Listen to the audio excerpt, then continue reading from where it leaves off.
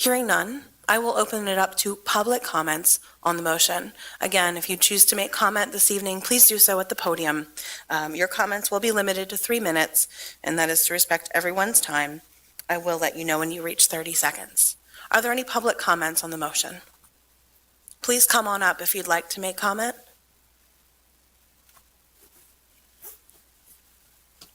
Good evening, sir.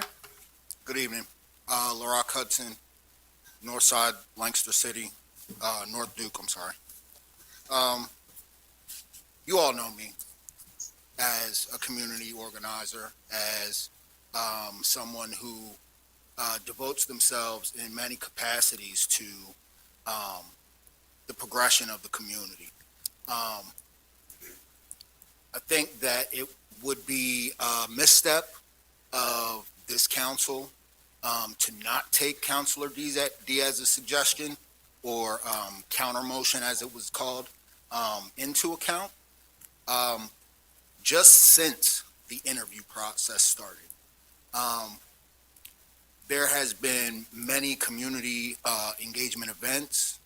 I believe a meeting of council, in addition to other community engagement events where all of these candidates could have made themselves known to not only the community, but to the organizations and individuals that they would be working with in having the seat as a counselor. There's one person that's shown up.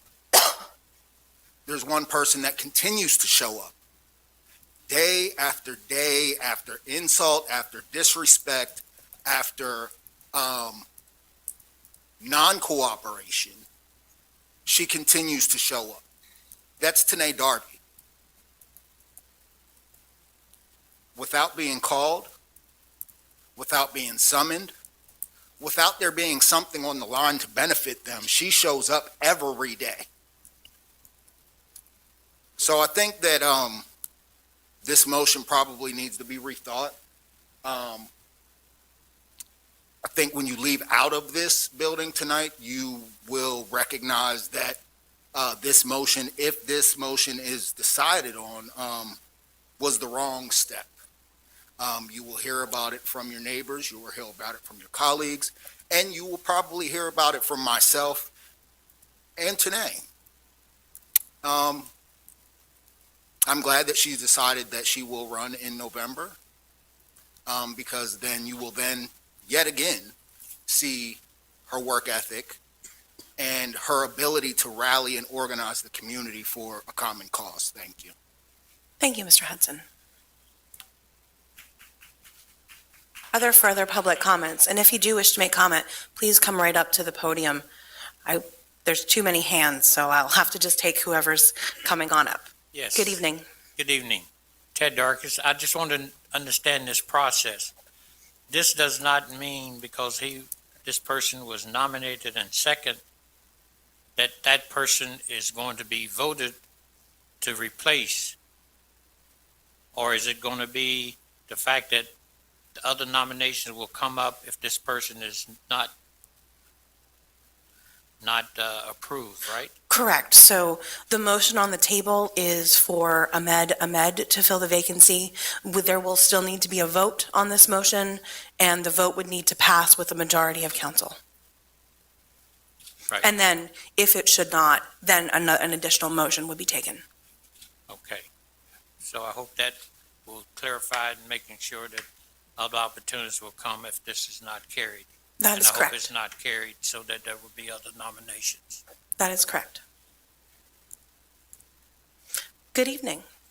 Mr. Stewart. Yes, Chet Stewart, 400 block of South Shipping Street, Lancaster.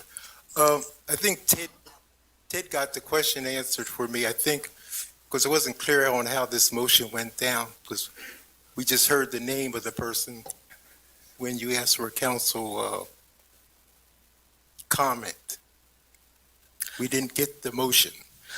Believe, and Mr. Harris, please, because you're taking minutes, Councilor Arroyo made the motion. Is that correct? Yes, Councilor Arroyo made the motion. It was seconded by Mr. Calise. Thank you very Okay. much. Appreciate it. I didn't hear the name, that's why. Quite okay. Okay. Thank you. I wanted to echo what Mr. Hudson said. I think Tanae is the right candidate for this position. She's a lifelong resident of Lancaster, has served in many capacities, and as a committee person in the southeast area, I would like to strongly suggest that you change this motion and put it to Tanae Darby. Thank you. Thank you very much, Mr. Stewart.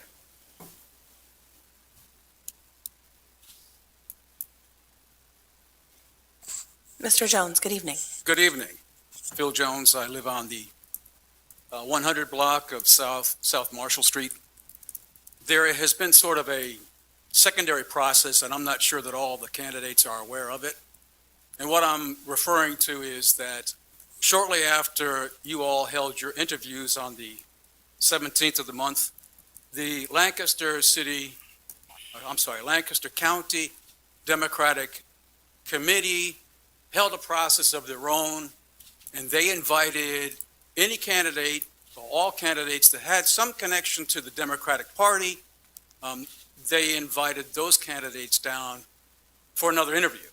It was the candidates would have an opportunity to introduce themselves and answer at least 5 questions that were quite similar to the ones that you all had asked. Okay.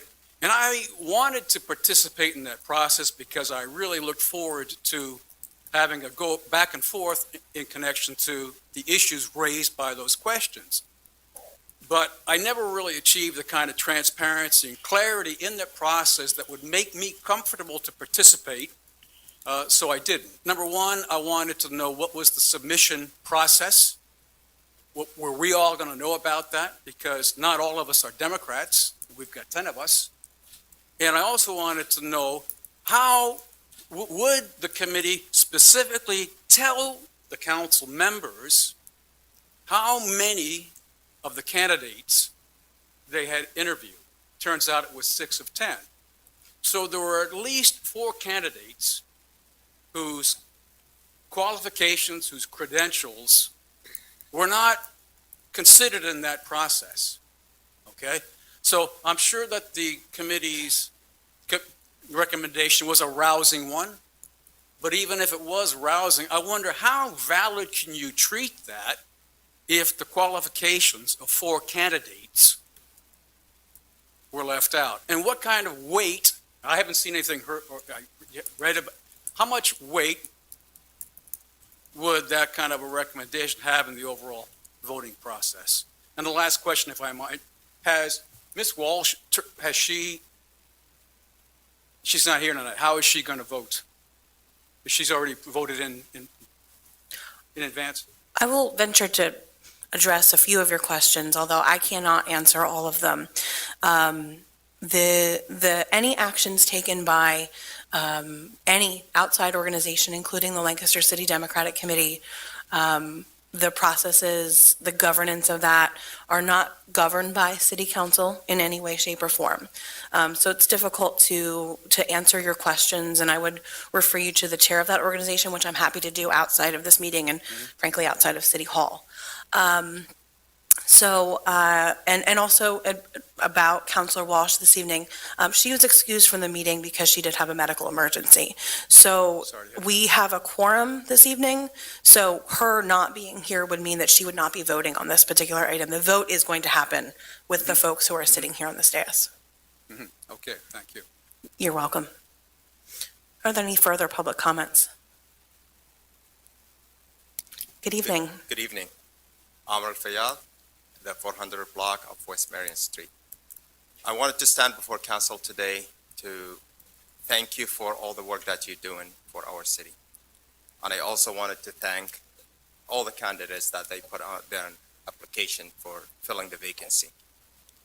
I want to encourage them to continue to serve the city, to serve our city.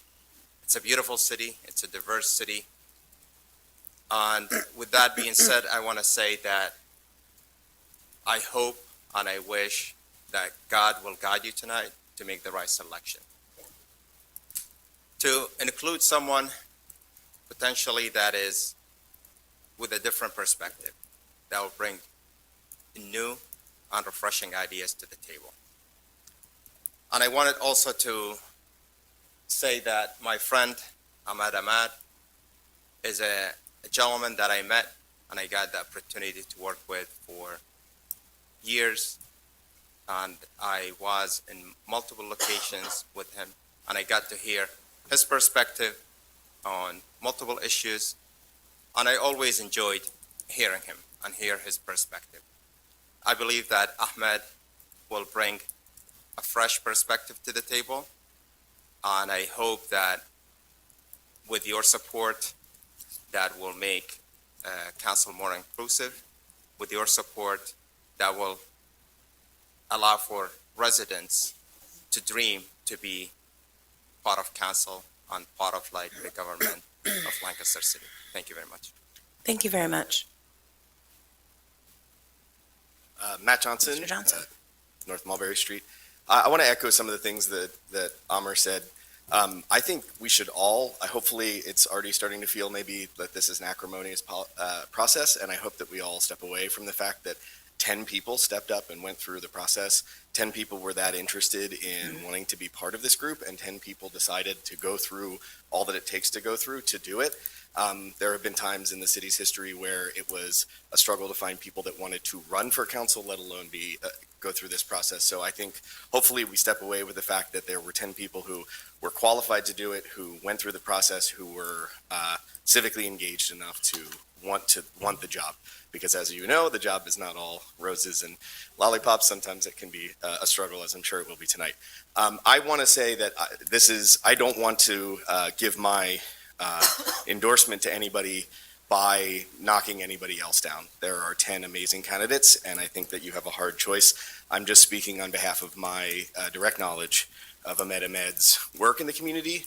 It's been the last 3 years of my life have been devoted to helping welcome newcomers to Lancaster, and it's been the most meaningful work I've ever done, and the work that the city has done to welcome newcomers that is nothing short of achieving the sense of really living out the American dream that we all talk about so much. And I've been able to see the way that Mr. Ahmed works with folks, the way he organizes the community, and the way that he inspires that community to know for real that America is fulfilling that promise that anybody can become part of the government, can do the work and show up. So again, without in any way saying that any other candidate is not deserving, I think you have 10 deserving candidates.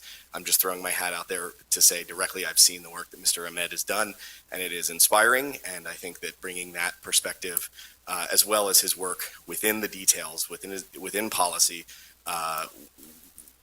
to help not just the refugee community. And I want to just be clear about that I don't see that work as being just for refugees, but the work that he does on a daily basis will help the entire community, and I'm very proud and hope that you will go that direction. Thank you.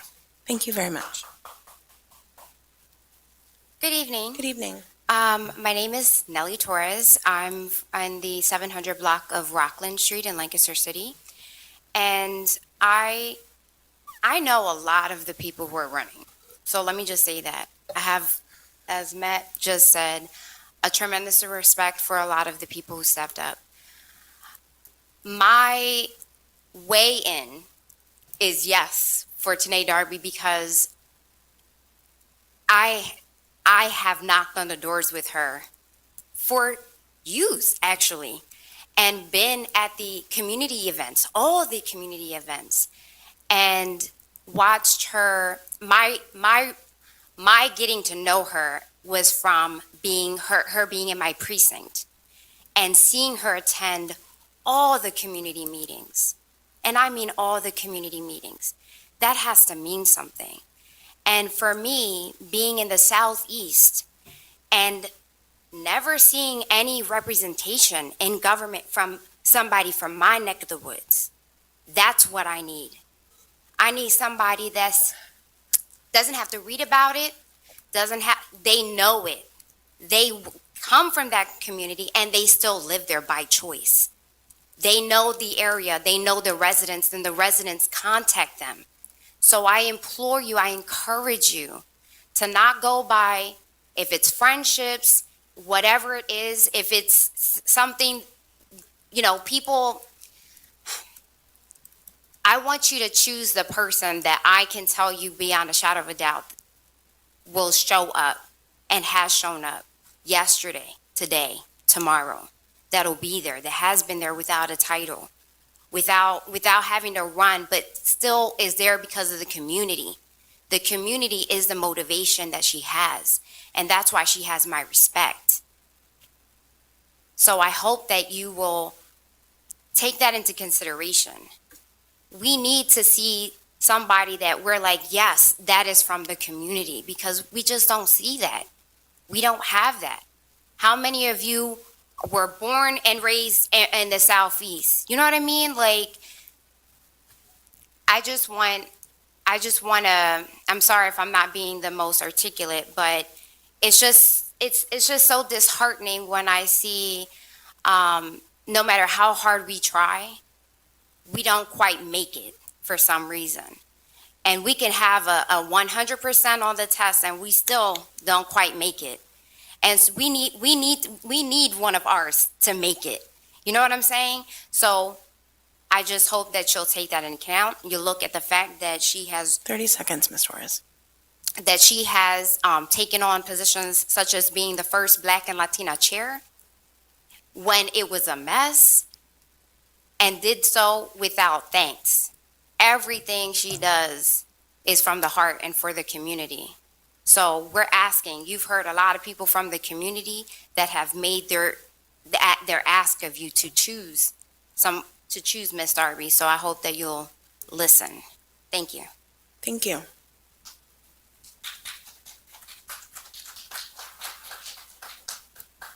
Good evening. Good evening. Marshall Miller, 400th block of West Grant Street. I am the Lancaster City Democratic Chair right now, and I just wanted to speak on the process that we did to vet candidates before they came before you all. But before I do that, I want to just thank you guys for the transparency you put forward in this process. I know it's not easy to please everybody, but I think you learned from last round, and things have been, in my perception, going very smoothly, and I feel like I understand what the process is. And I appreciate the information on the website, so thank you for that. Our city committee reached out to all 9 candidates who were Democrats, and my friend and colleague Darlene Bird had a wonderful nominating committee put together with representatives of the community who are diverse and have deep roots here, and they vetted these candidates, put forward a recommendation to the full committee that the committee accepted and pushed forward to you all as just weigh in from us. I know this is a nonpartisan process, but we wanted to let you know that we think the following 4 candidates are highly qualified: Ahmed Ahmed, Tanae Darby, Andre Gilbert, and Louis Waltman. I'm happy to see that Ahmed is up right now for consideration because I think he will do an excellent job of representing us. And if he's selected, we wish him well. So thank you. Okay. Thank you, Mr. Miller. Mr. Dastra. Hello, Tony Dastra, 700 block of New Holland Avenue. I came as I was today, right from the Public Works, so it's fluorescent yellow, not gold, although it would be appropriate if it were gold. I don't really have any comments on the appointment you're making tonight, specifically to any individual. I think I'm making general comments about what this process was for me and what the process is going to continue to be for me. Because someone told me once that I might have something going with this Gold Goose thing and maybe I should stick with it. And I think that that person's right. I should stick with it because it's being true to myself. And it's sometimes difficult for me to continue to participate in a political process that my affiliation limits me from continued participation. I think that it's interesting how politics in Pennsylvania are done, where we're in a state where someone could, in theory, be written in for any party's election, but still it's a closed primary. But you can also be written in, so is it a closed primary? Just weird technical questions. But my mom would describe me as an individual who has always marched to my own beat. And I don't think I can ever stop doing that. I think it's just part of who I am. So thank you for letting me be part of this process. I do not believe that your decision was strictly based off me not being a Gold Goose or not, or a Democrat or not, sorry. But I do look forward to the next year ahead, because before I got really heated and decided I was going to jump in and run for mayor, which probably wasn't the best position for a 20-year-old, I told my great-grandmother that I would run for city council. And today's would be her 103rd birthday. So there's like a sense of resolution for me that's working out really well. Again, thank you all for putting us through the process. And, oh, just a side note. So in LMP, it was written that I had 2 unsuccessful runs for office. I want it to be known that success is not necessarily defined in terms of winning electoral victory. It is sometimes determined in the impacts you're able to have, and that's what this has always been about for me. So please, LMP, I would appreciate it if you didn't call them unsuccessful runs, because we got cameras in the building. 30 seconds, Mr. Dyer. Just to wrap it up, thank you all, and to the general world, stick to yourself and don't be afraid to put yourself out there, even though it can be difficult sometimes. Find the people who support you. I'm fortunate to have people like my brother in my life who have supported me and kept this thing going. I've said my piece. Thank you, Mr. Dostner. Are there further comments from the public? Mr. Ong Ben Thong, good evening. Ole Homenthong, Chestnut Street. I do not want to be in your position right now, but at the same time, I want to commend every person that took the time to run and put their name in the hat. But I have to give it up to Ahmed. This is his second attempt, and he's really put the work into, just understanding the process. I mean, being an immigrant, it's hard being new and just trying to understand the process of being a part of the community, and then to put yourself in a position where you can just be a representation of the community when you don't belong or even look like the community around you. Just the fact that he's reached out to understand our community and how to really be a part of what you all are doing currently. I think that alone says a lot about somebody who's doesn't know the process but wants to be a part of the process. But I'm saddened because we have so many great individuals in the room tonight that won't get the opportunity to sit up there. And I would hope that we listen to everybody's comments. It's really hard because I'm friends and with everybody that put their name in the hat, and I respect everybody's perspective. And at this moment, we're kind of going to be left feeling like we're just choosing one person, and I don't want tonight to end with just one person being appointed. I think every individual that took the time to come here and share their perspective should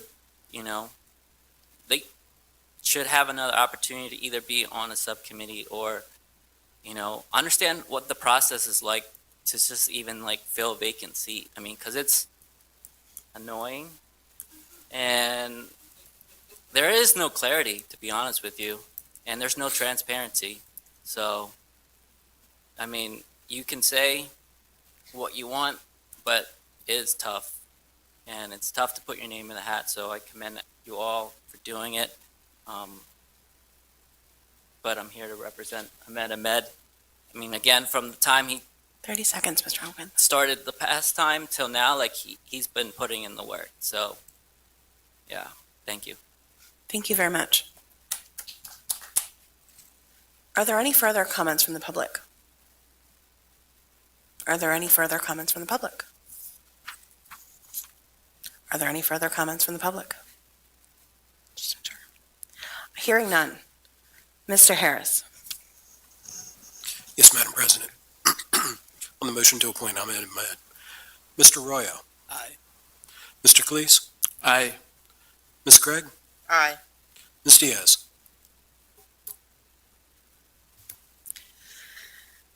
Well, sorry to name. It's been done again. I'm sorry, that was a no, right? That's a no. And President Beke. Aye. All right. With that, we have appointed a new member of council. Congratulations, Mr. Ahmed. And I do want to say, truly, thank you to everyone who put your name forward to be considered. As many of our speakers said tonight, it is not an easy thing to do. What a great problem to have so many people that would be interested. And as Mr. Hong Van Thong was saying, there are many ways to get plugged in and understand this sometimes incredibly complicated thing we call city government. And so I know that I will be reaching out to each of you with some additional opportunities if you are not plugged into things like the Neighborhood Leaders Academy or boards, commissions, authorities, and things like that. So thank you very much for your willingness to serve. At this time, our next item on the agenda is the actual swearing in of our new council member, which everyone is welcome to stay or leave for that. Mr. Harris needs to actually go fill in paperwork. So he'll take just a moment to do that. So we'll take a 3-minute recess just to allow anyone who would like to exit to allow Mr. Harris to do that. And then there will be a swearing in, and then this meeting will officially become adjourned at that time. So we are at recess for 3 minutes.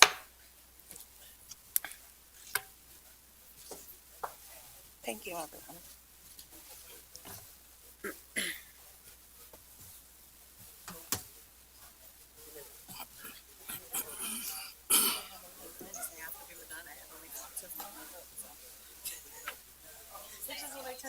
I was worried about you. I told him I was worried about you. Oh, I know it's hard for you to get here. I know. I know. Ay, ay, ay.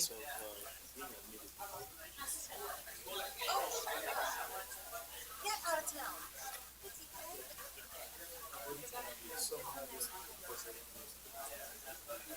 You're not going to. You tell me.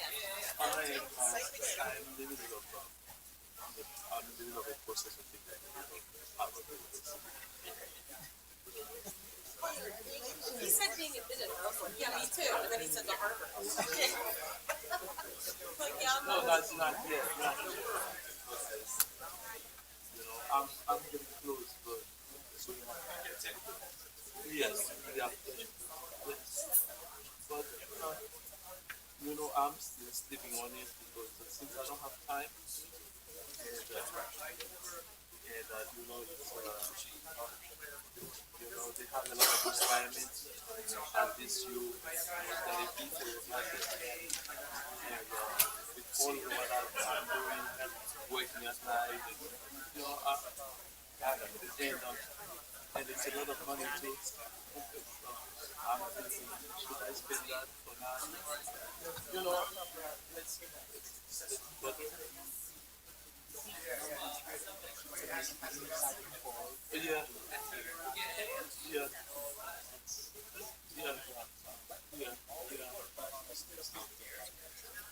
But you're talking about two different things. You don't understand. It's a tough decision. It's not a good one. Something we can do with that. All the first things that I already have. But you don't look at myself. But you know, it's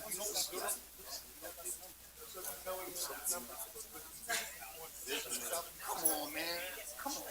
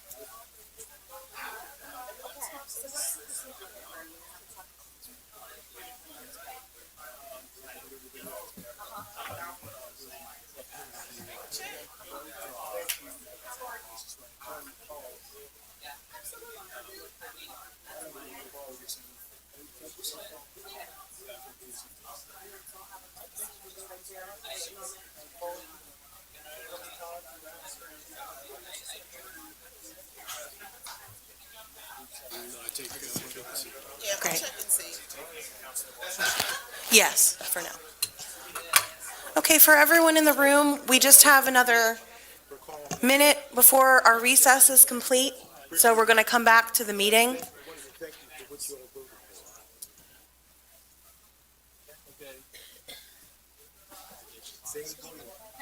Come to city council and city committee again.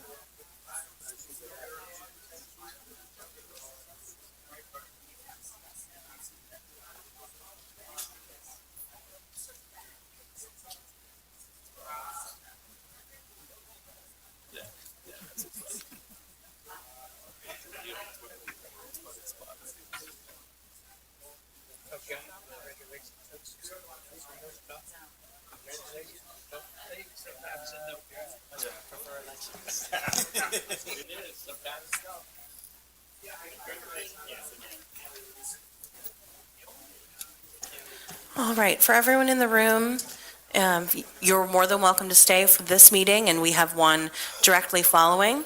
But we'll bring the meeting back to order at this time. Okay, let's go. And Mr. Ahmed, if you want to take your place by the podium there, Mr. Harris will be down in just a moment to administer the oath.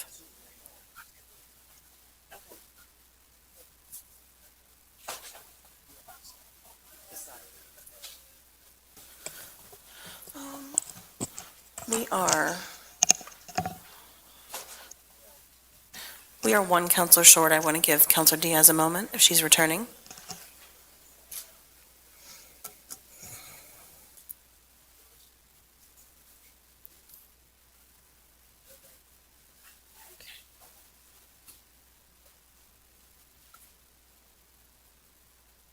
I don't need to, I guess. All right. All right, with that, we are back in order. Mr. Harris, would you please administer the oath of office? Yes, Madam President. Ahmed, if you would raise your right hand and repeat after me. I, Ahmed, I, Ahmed Ahmed, being duly appointed being duly appointed as a member of the City Council of the City of Lancaster, a member of City Council of the City of Lancaster, do solemnly swear do solemnly swear that I will support, obey, and defend that I will support, obey, and defend the Constitution of the United States the Constitution of the United States and the Constitution of this Commonwealth, and the Constitution of this Commonwealth, and that I will discharge the duties of my office and I will discharge the duties of my office with fidelity. with fidelity. Thank you, Mr. Congratulations. Congratulations.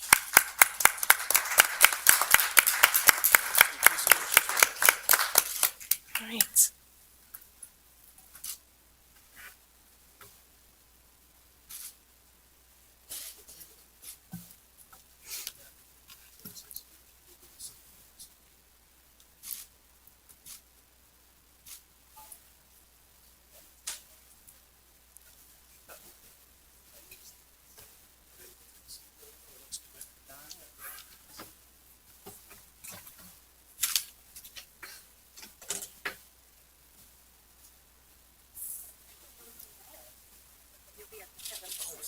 For now, you'll be here. No, apparently not. She was not able, she was hurt, broken, sorry. No, that's okay. All right. With that being the conclusion of our business for this special meeting, I will now hear a motion to adjourn. Motion to adjourn. Second. We have a motion and a second. All in favor? Aye. Our special meeting is adjourned. At this time, we'll take just a few minutes to prepare for the committee meeting that will begin presently.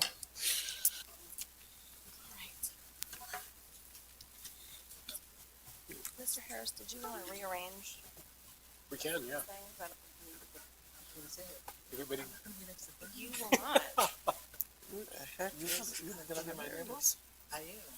We'll move Oh, down. really? Oh. everybody moves We're right. very front-loaded with the alphabet here on this. We have been front-loaded for a while. Wait, this is. Would you like to do that? Sure. We may. Oh, what do you, so do you sit here or do you? I think we can just move. I think we can stay this way. Yeah.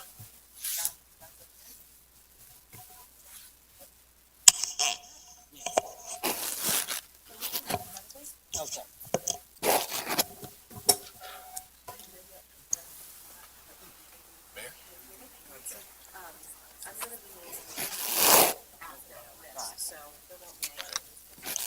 Spanish. It's all in Spanish. Congratulations. Oh, no, please don't. You were taking my seat. Yeah. There's certainly some perks to sit next to you. Here, turn off that mic. Signal light, you're on now.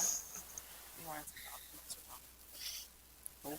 That's not it. These are things you need to know. Okay.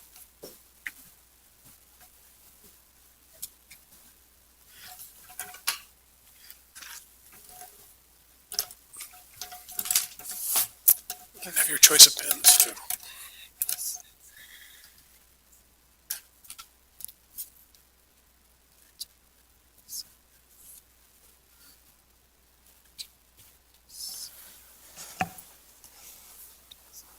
All right, thank you for bearing with us, everyone.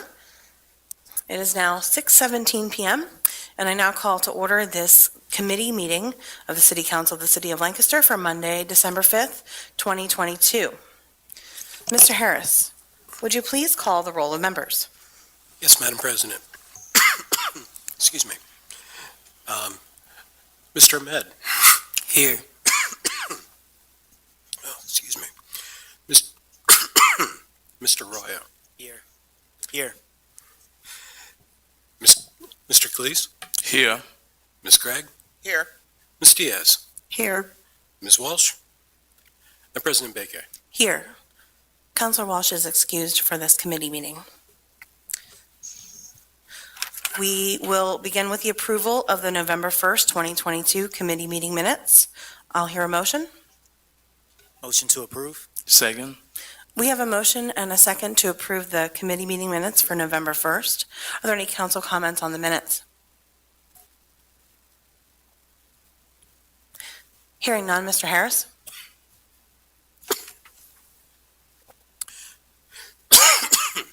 Excuse me. Mr. Ahmed. Aye. Mr. Royo. Aye. Mr. Cleese. Aye. Ms. Craig. Aye. Ms. Diaz. Aye. And President Baker. Aye. All right, we will begin tonight with the Personnel Committee. Councilor Calixte. Thank you, Ms. President. Okay, the personal committee has 3 items on the agenda for tonight. And the first item is the nomination of Faith Gregg for reappointment to the City Revitalization and Improvement Zone Authority. And the second item is the nomination of Rebecca Addington for reappointment to the City Revitalization and Improvement Zone Authority. And the third item is the Council Resolution Number 92, 2022, appointing Mr. Kevin Ember as an alternate to the Zoning Hearing Board. That's all for the Personnel Committee, Mr. President. Terrific. Just so that you're aware, Councilor Calixte, Rebecca is here. We do have Councilor Craig here for those reappointments. If you'd like to take your items. Yes. Okay, for the first item is the nomination of Councilor Faith Gregg. Councilor Greg, would you like to share any thoughts about, serving on that position with council? Well, I'd be the first one to say that I do not know everything that there is to know about serving on the board of CRIS, but I do wish to continue serving in the capacity that I am currently in, and that is being on the nominating committee and learning more each meeting. Thank you. Is there any questions from the committee? None. Is there any question from council?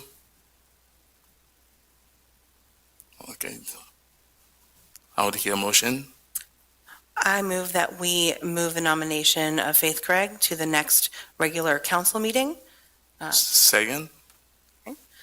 All in, Okay, all in favors? Aye. Aye. Thank you. Okay, the second item is the nomination of Rebecca Addington. I think, Ms. Rebecca, I think she's here. Would you come forward, please, and introduce yourself to council?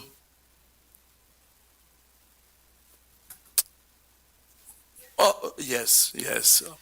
Oh, and you can move that microphone down so that it is facing you. And if the little light's not on, you can hit that button. I think it's, Oh, okay. think Good evening, and thank you for your willingness to serve. And would you please tell us your goals? What would you like to accomplish, in this position? I feel really fortunate to be allowed to serve in a capacity. I have a small business downtown, so I'm really passionate about small business community and just the growth that Lancaster has seen. I actually had from Southern New York, and I had moved away for a while. My husband and I moved back about 5 years ago, and it's been pretty amazing just to see the growth. So I just kind of, to echo what Faith said, I don't know everything about what happens. I'm a little newer to the board, but I love being able to just listen to every person that comes and is looking to do something, whether expand their business or start their business, and just to see the dreams that people have and to get to play a small role in seeing them come through. I would say that's my goal, to be a part of that. Thank you. Is there any question from the committee? Any question from council as a whole? Okay, I'll hear a motion. Councilor Caligos, I move that we move the nomination of Rebecca Addington for reappointment to our next council meeting, which is, I've checked now, December 13th. Okay. Second, all in favors? Aye. Aye. Thank you so Thank much. you. And good luck. Thank you, guys. And the third item is a resolution on number 92, 2022. So it's a resolution to appoint Mr. Kevin Ember as an alternate to the zoning, as an alternate member to the zoning hearing board. So Mr. Ember has been living in Lancaster for many years. He graduated from the Pennsylvania State University with a bachelor in landscape architecture, and he has 20 years of diverse experience in landscape architecture and site planning. So he wants to put his knowledge at the service of the community, and his experience would be a good asset to council. So is Mr. Ember here tonight with us?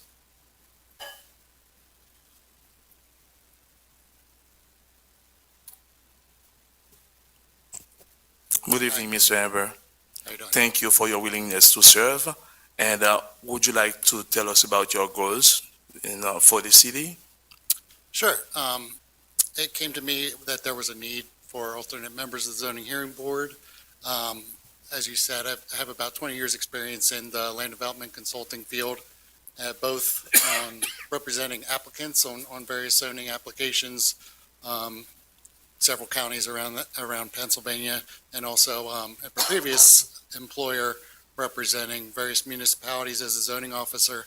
So just kind of understand the process and know it can be kind of confusing for applicants. So I think I have a good background there to help, give my input to anyone that may be applying for a zoning application, and also, giving my input on what may be the best direction of the city for various applications. Thank you. Is there any question from the committee? I don't have any questions, Mr. Cleeks, but would like to say thank you for your willingness to serve. These are volunteer positions, but they are very vital in keeping the city moving and assisting us with these really important decisions. So thank you for your willingness to step up and do that. Sure, you're welcome. Okay, any other comments or questions? If I may, thank you. I appreciate that you'll be serving as an alternate, and this is a council resolution that's an appointment in large part because the zoning hearing board operates independently with its own solicitor. I appreciate that you'll be an alternate because this is a three-member panel, and so I appreciate your willingness to not only serve, but then to be able to jump in mid-course in the mix of zoning decisions that are coming. Obviously, you're aware that one of the things that is a hot topic right now is short-term rentals, and so you will be seeing a number of those requests for variances coming before, and I would just encourage you to be aware of what's on the agendas as an alternate, because it will help as you are slotting in and being a very important vote among three people, and I just thank you again for stepping forward for this role. Sure, you're welcome. Thank you. Is there any other comments or questions from the committee? From council as a whole? Okay, so now I'll make a motion to move this appointment to our full council meeting next December 10th. Second. All in favors? Aye. Thank you. Thank you, sir. Thanks. So that would conclude the personnel committee. Terrific. Thank you very much, Councilor Cleeks. We then move to the Public Works Committee. Councilor Walsh is not here with us this evening. Councilor Cleeks, would you mind leading us through those two items on that committee? No problem. Thank you very much. Thank you. So the Public Works Committee has on the agenda for tonight two items. The first item is the Administration Resolution number 89, 2022, seeking a grant for water transmission main replacement. And the second item is Administration Resolution number 90, 2022, seeking a grant to upgrade the Conestoga pump station. So the first item is resolution number 89, 2022. We have here Mr. Campbell with us to tell us about this resolution. Good evening, Council. Very good to be here. Good evening. This is both of these resolutions are administrative resolutions, which means we're asking for permission to make an application for the funding that's required. In the first case, it is trying to replace the steel large transmission lines that go from the Susquehanna River to the Susquehanna pumping station or wastewater water treatment plant, and then from the Susquehanna treatment plant to the Oyster Point reservoir. The overall cost of this work would be approximately $44 million, and we would ordinarily be looking to Penvest for a low-interest loan to be able to administer this work. However, through the state, there is $20 million as available as a grant to be able to be doing this work, which would almost reduce by half the cost to the city for doing this work, as well as alleviate those particular interest charges. The work has been designed for the most part. Some of this work was done under the bond anticipation note that was granted earlier in the year, so that the design of the work for both lines could be created.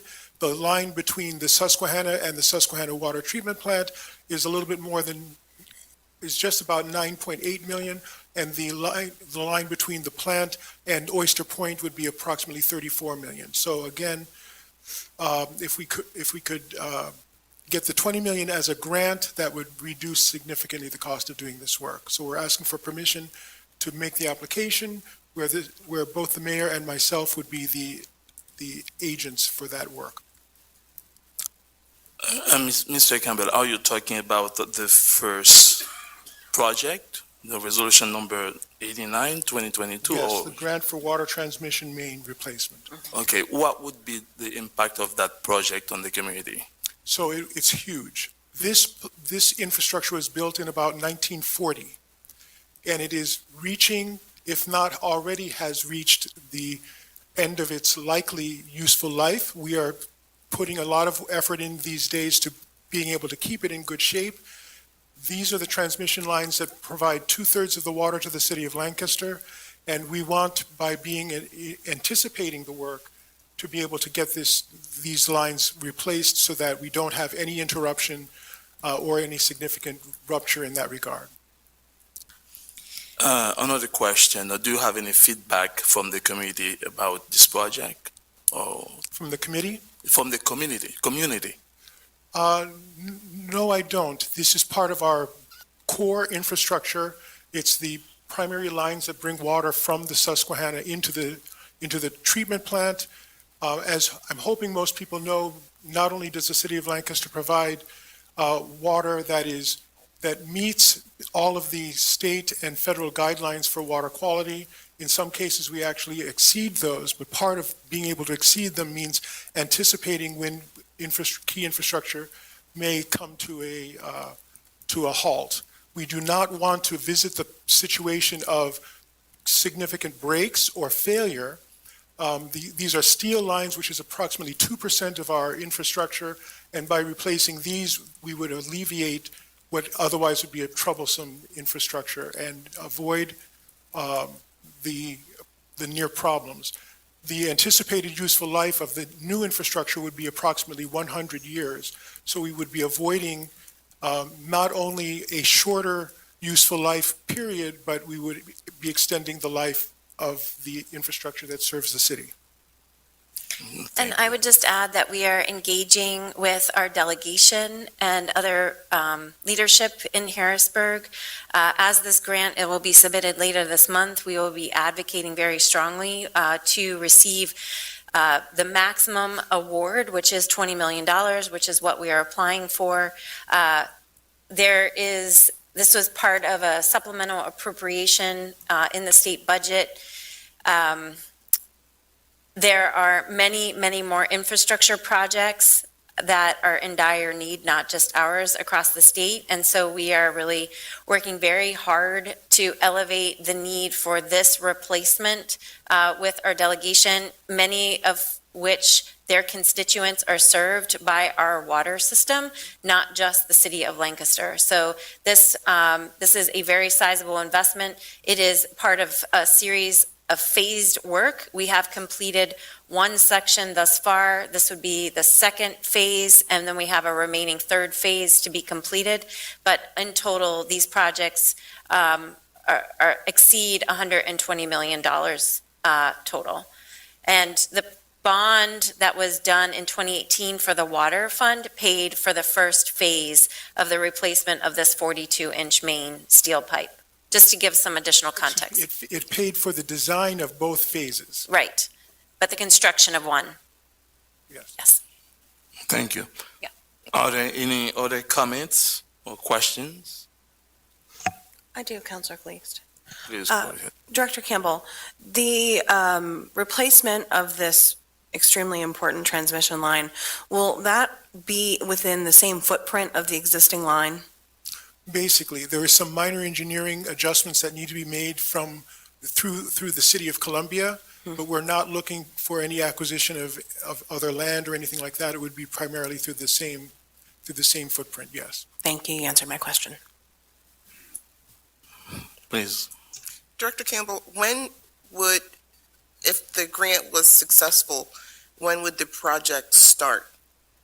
Our hope is that the project would start in early 2024, possibly as late 2023, but at this moment, we're anticipating that the first of these two phases would start in 2024 and go into approximately 2026. And because both phases have already been designed, there need be no break between the first phase and the second phase. Once we finish the one, we would just continue moving into the second one. Okay, and then is there like a length of line that needs to be replaced? It's approximately 1.5 to 2 miles from the Susquehanna River to the Susquehanna plant, and then approximately 7 or 8 miles from the plant to the Oyster Point Reservoir. Thank you. I have a question, ma'am. Please, go ahead. So the engineers have already put this plan together? Okay, thank you. That is correct. Are there any comments, questions from council? From the public? Darlene Bird. I guess my biggest concern is if we're replacing the pipe, like we have done in the city, replacing pipes and putting in new water meters and it affecting the individual homes because the connections don't fit the new technology that they're putting in, and homeowners are being charged a lot more money. Now, if we're talking about replacing this whole line, how is that actually going to affect coming into the homes of the residents within the city? Thank you very much for that question. It's often somewhat confusing. These, in fact, are some of the primary access lines that bring water to the system itself. So these don't have any effect on the new meters that we've just installed, et cetera. Those new meters would, whether we replace this line or not, are the new technology that we're using to be able to monitor the work, which also allows us to go to monthly billing, which allows us to anticipate or to prevent high bills by having a quarter or 3 months go by before you get a bill. For the most part, some of the challenges that you had mentioned, such as problems with either occasional high billing, et cetera, from the new meters, for the most part, those have been resolved. And where we could, if it was an unjust reading or whatever, we've been able to compensate for that, either forgiving that bill or having a reduced rate. But the technology of installing those new water meters has basically been completed. There was 47,000 different meters that needed to be installed, and with the exception of maybe a couple of dozen, all of that has actually taken place. But this is just to make sure that the water can come from the river to the water treatment plant, be treated at the water treatment plant, and go into the mains for distribution. And while we're talking about it, and I don't know if you want me to wait till we talk about water increase to discuss that, or we're talking about water now, I would like to know if council could provide a list of all the grants it got for the water treatment plants, the different phases, because I know I can go back years and years and know how much money and grant money we've been getting to replace these water lines. And it's not that many miles, is what you just said. And if council could request that report, maybe just go back the last 6 years, how much money we actually got for replacing different sections within our water line. Because while you sit here and you say it does not affect the homeowner, I have people that are paying $2,000 in sewer. And I have people whose water bills are increasing. And every time this issue comes to council, I come up here and my question is, how is it going to affect us? And we're always told it's not going to affect us. But I have people in my neighborhood who can't afford their water bill, and we're told, well, the system was going to make it better. Now I'm hearing tonight for the first time, we're going to go to a monthly billing system. How is that going to affect residents who can't even afford to pay their rent monthly? Now they're going to be juggling to pay a water bill that is getting ready to be increased. I mean, council really needs to represent the residents who they're elected to represent and ask some of the tough questions and get some tough answers, because it's not okay to keep increasing everything. We're getting lots of grant money coming to the city. I remember at the last budget meeting where community development money was put into water plant treatment for the Barney U stormwater that could have went into the community so that the water bill would not be raised. The water bill was raised. And now we're talking about raising it again. we need to be accountable. We need to look into it. We need to get answers and find out why things are continuing to go up. If I may respond to that, and I'm reminding myself that this is a committee meeting, so we can be a little less formal, right, Council President? And, yeah. Ms. Byrd, you raised several points. First, we've gotten zero grant money for the water distribution lines in the last 6 years. And there's a very complicated answer to, and I can talk to you more about the way that our water distribution system is appraised in terms of its eligibility for grant funds because we serve so many suburban customers in addition to city customers. So that's the first thing. The second is, I'm not sure about the Barney Yule thing that you're mentioning. That might be related to stormwater. Stormwater funds, we can go back and we can talk about that separately. That's a whole different thing. Our water rates are set, but for the inside customers, our water rates are set by the PUC, which, you know, is a whole process in and of itself. So I just wanted to clarify those two things because we are actually not eligible for grant funds, which is why this is particularly exciting that we have the opportunity to apply for these grant funds, because this is only because of President Biden's investment in infrastructure that we have this eligibility, and we are seizing it and we are applying for the maximum amount. And then the third thing I'll just say is I maybe misunderstood your first question about how this will affect individual property owners, and I think Mr. Campbell and I maybe misunderstood it the same way, which is I thought you were asking how this would impact individual homes as we were doing this work, and the answer is that it would not affect individual homes. But yes, there will be rate impacts, and we are experiencing those rate impacts as it pertains to the budget going forward, because these capital costs, which are once in a generation, we're still paying for the last large capital project, which is the micro infiltration water processing that we put in place at the Conestoga and Susquehanna.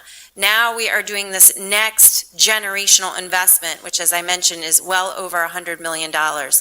And these have rate impacts that are associated with them. And I would also say that those rate impacts, which Patrick is going to get to, we're going to contextualize those rate impacts, although I do understand that for our lowest income and fixed income residents, this is a real thing. It is also a real burden that the entirety of the city administration and so on acutely feels that we have a very aged system, and that system needs to be invested in because we must have water. Period, end of story. It's like one of the core functions that we are responsible for. Short of selling it, it is our responsibility to maintain the system, which is quite old. So I hope that gives you some context for some of the questions related to water, and Patrick's going to have a lot more. I was going to say that, if I just may, Councilor Cleeks, the context that I think you're digging into, we will have under the Finance Committee meeting for sure. So stay tuned and thank you.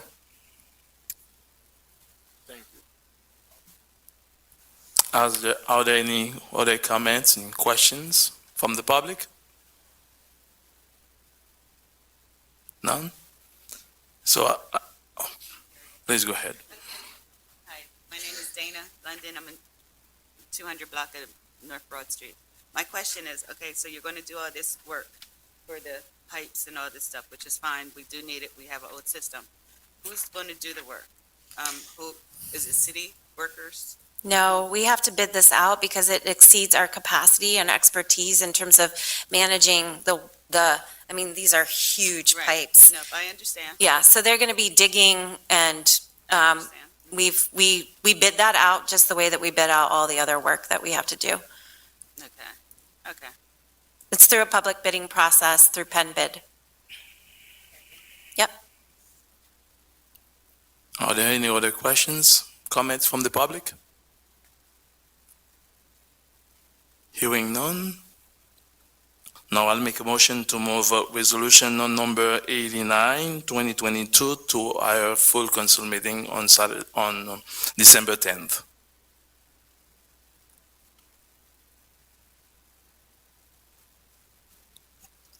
And just as a reminder, this is for our Public Works Committee members. Ms. Diaz? You're on Public Works, yes? Aye. All in favors?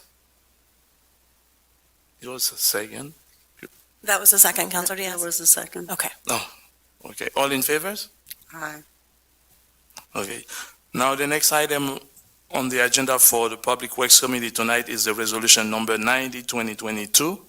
Mr. Campbell is still here with us to tell us about this project.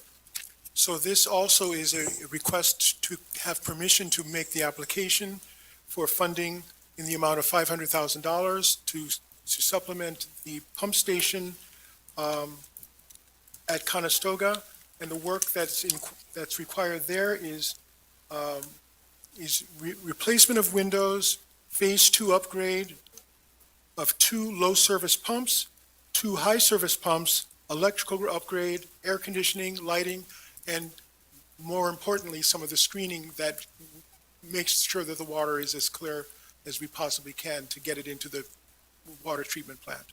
The overall cost of that project is approximately $1.9 million. This $500,000 would be a grant that again would minimize or reduce the cost to the city by that amount.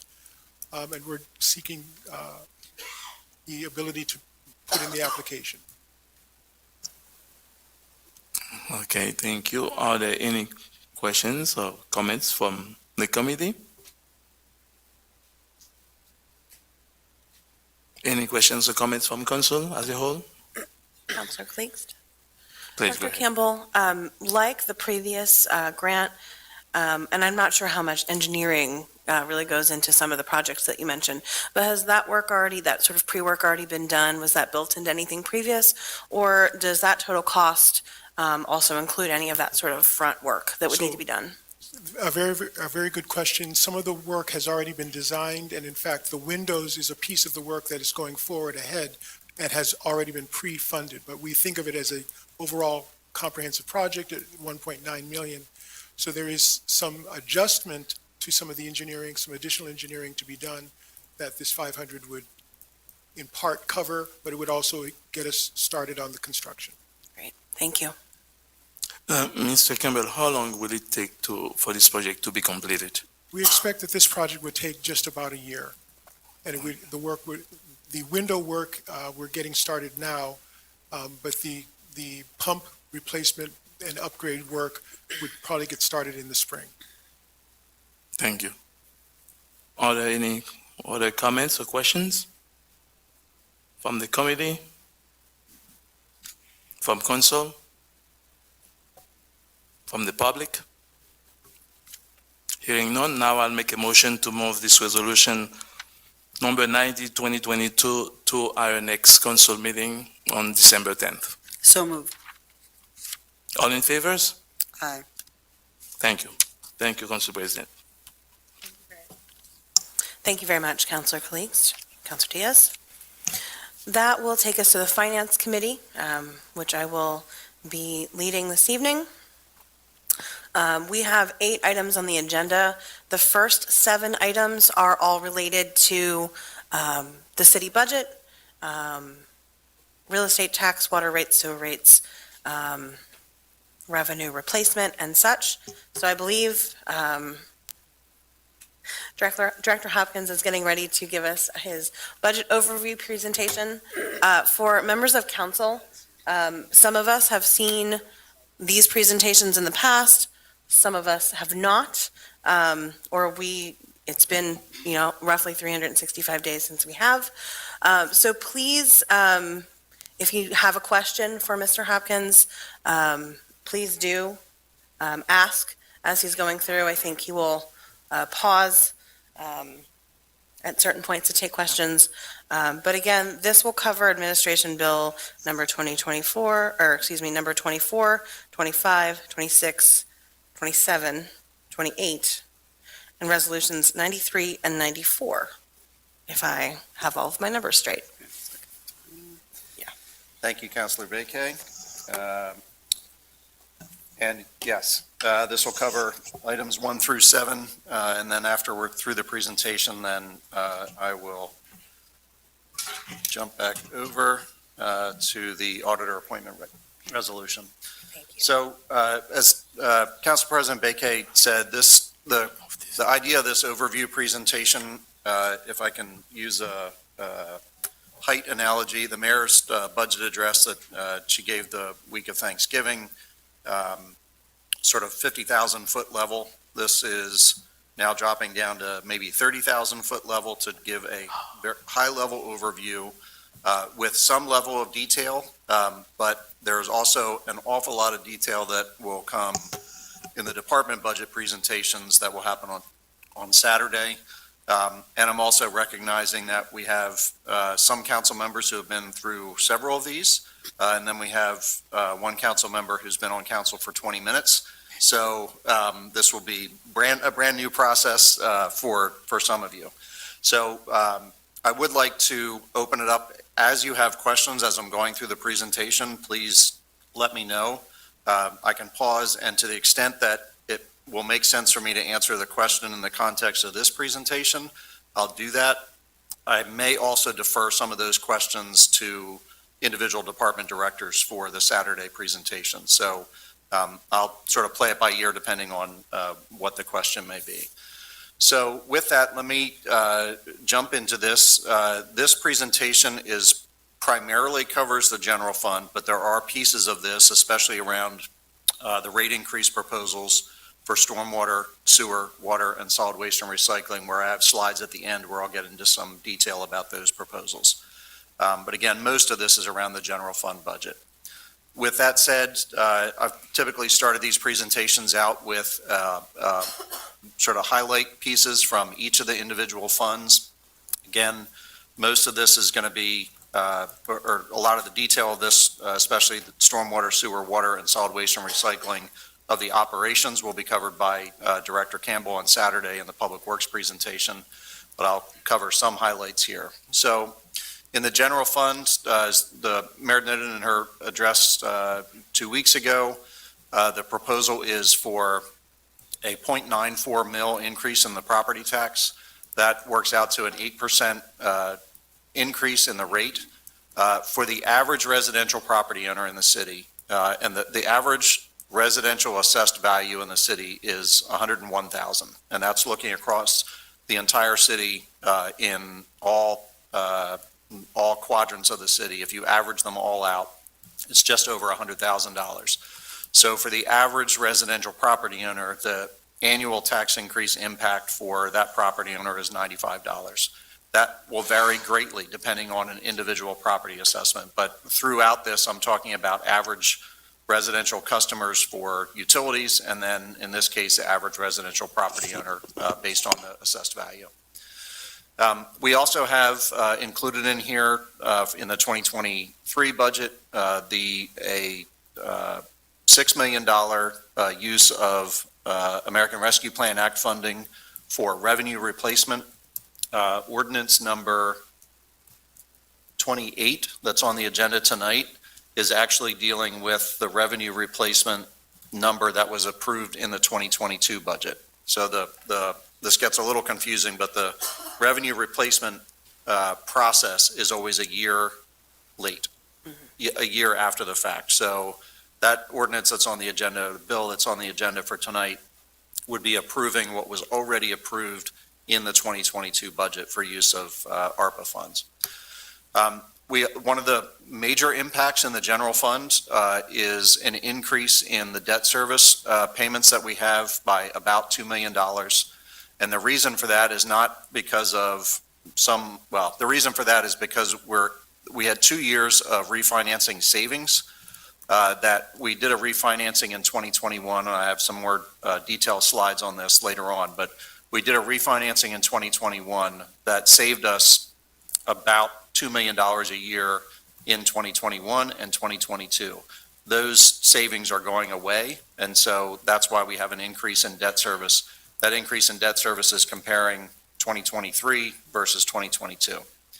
And then the a positive point here is that both our earned income tax revenues and our real estate transfer tax revenues have continued to be strong. And again, I have got more detail on those further on in the presentation. In the Stormwater Management Fund, the proposed fee increase there is for, again, an average residential property owner.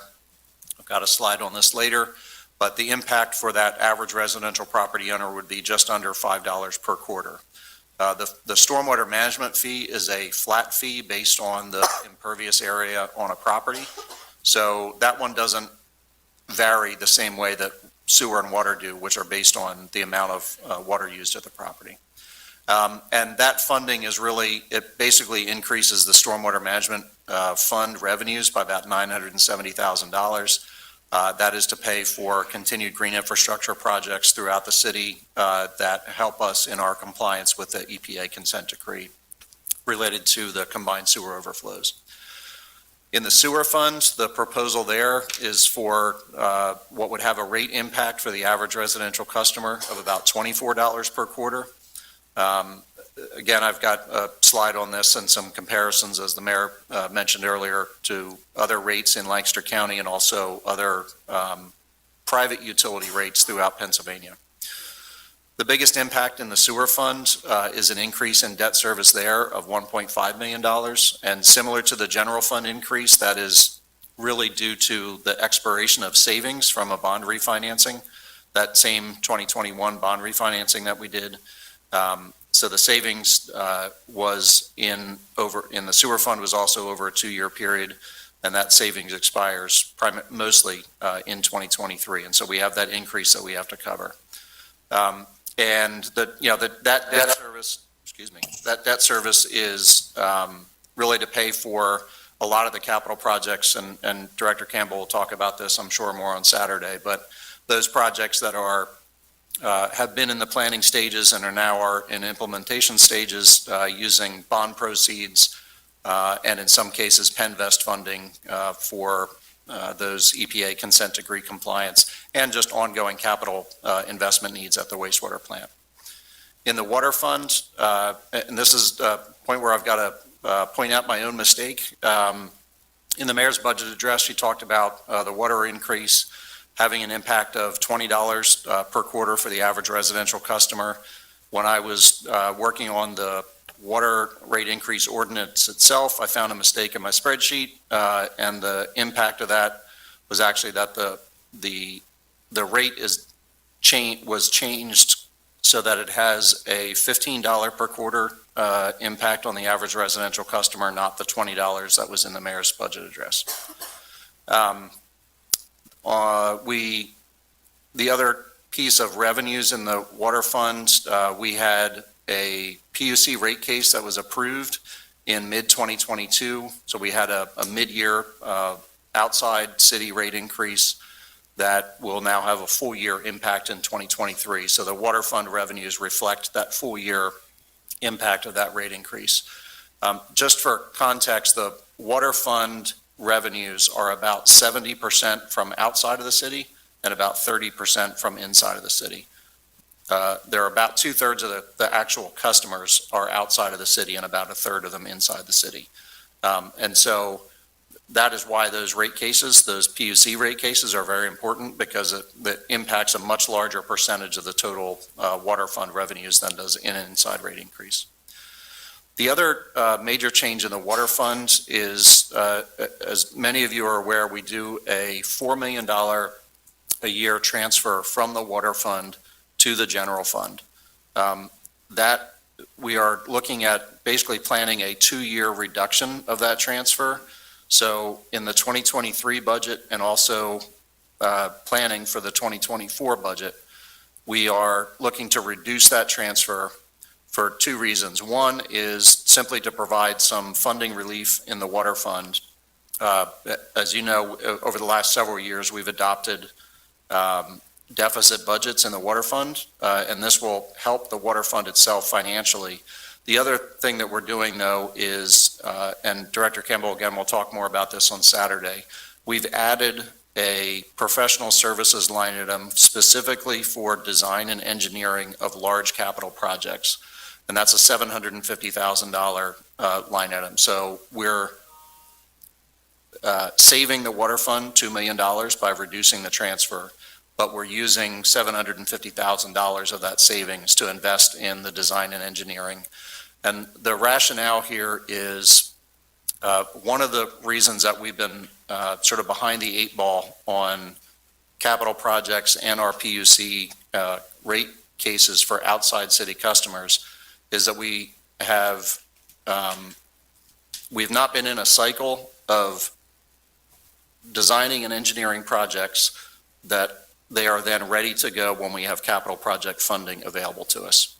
And this is really a way to kickstart design and engineering for projects that would be planned to be completed in 2023, 2024, 2025, so that we would always have, when we have capital project funding available, whether it's from bond proceeds, from Penvest funding, or hopefully in the case of additional grants that may come down the road, that we already have those projects designed and engineered so that when we have the funds in hand, we can actually start the project.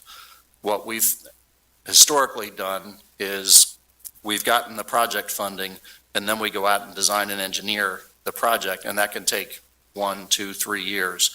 And so that's not a good cycle to be in. So we're trying to get into what I guess I'd call a more virtuous cycle in terms of designing and engineering, getting the project in the ground, and once the project is in the ground and useful, then we can go to the Public Utility Commission and get a rate return from those outside city customers for that investment.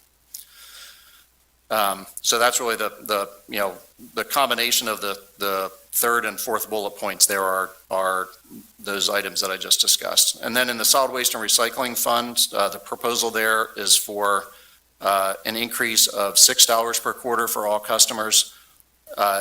The vast majority of the customers in the city are residential. Those are required from 1 unit to 5 units are required to be in the system. We also have some opt-in customers that are, maybe small, an insurance office or something like that. There aren't very many of those. The reason for the rate increase is twofold. One, the hauler contract that we have has a CPI, a consumer price index increase piece of it. Obviously, labor costs have gone up and also fuel costs, and those are the two biggest factors in the hauler contract. So that's our own contract with the independent hauler. The other piece that we're seeing, and again, there's more detail on this later on, is the Lancaster County Solid Waste Management Authority is increasing fees for the tipping fees for the haulers that bring trash to the transfer station and also for recycling. And that combination of the hauler fee, the trash tipping fees, and the recycling fees is what results in that rate increase for the residential customers for the solid waste program. That's a lot on one slide. There's more detail coming, but I wanted to just pause there and see if there are any questions about anything that I just covered there. If I may, please. I have a question regarding Lancaster trash and recycling. What's new that's increasing it? What is it other than probably the inflation and gas, right? Picking up and leaving things behind anyway, because half the time the trash is like laying in the street. So the hauler fee itself, the increase there is based on the contract that we have with the hauler. I know Corey Simo, who's oversees that program, the operations manager within Public Works. He provided me with a list of a few of the 2023 rate increases that other municipalities have seen, and right now the increase is about 18%. Which is much more significant than this increase. And I think Director Campbell is going to cover some of those hauler-related issues in his presentation. But the reality is with the haulers, if they have, our hauler has labor cost increases and also fuel cost increases, and the contract itself is written in a way that those increases are automatically calculated into the fees that we pay the hauler. And do we know how in reference to like their mileage and what, what is the distance and the costs on the consumer, because that's basically, the consumer is the one that's going to have to pay for it, but what is it? Do they travel 50 miles, 25 miles? Is there a way of getting that There's a information? formula in the contract. I don't know that formula off the top of my head. I'm sure we can get more information on what that formula is to anybody who may want to have it. If you may. Sure. Send that to me, I would really appreciate it. Just for context, there's around 18,500 individual residential units that are served by the system. If I may, Council President? Please. Thank you, Director Hopkins, for the overview. Just curious and just anticipating some questions around this. With ARPA dollars still available to us, can you explain potentially why we couldn't, rather than an 8% increase in property taxes or increase in fees, we couldn't just use ARPA dollars to supplement those increases? So if I can hold that question until I get to the 5-year projection, because I think in the 5-year projection is where the cliff after the end of when ARPA goes away, that's part of what we're trying to resolve. We're not trying to resolve the whole thing right now, but we're trying to incrementally get there. So if I could cover that during that time period, that'd be great. Thank you.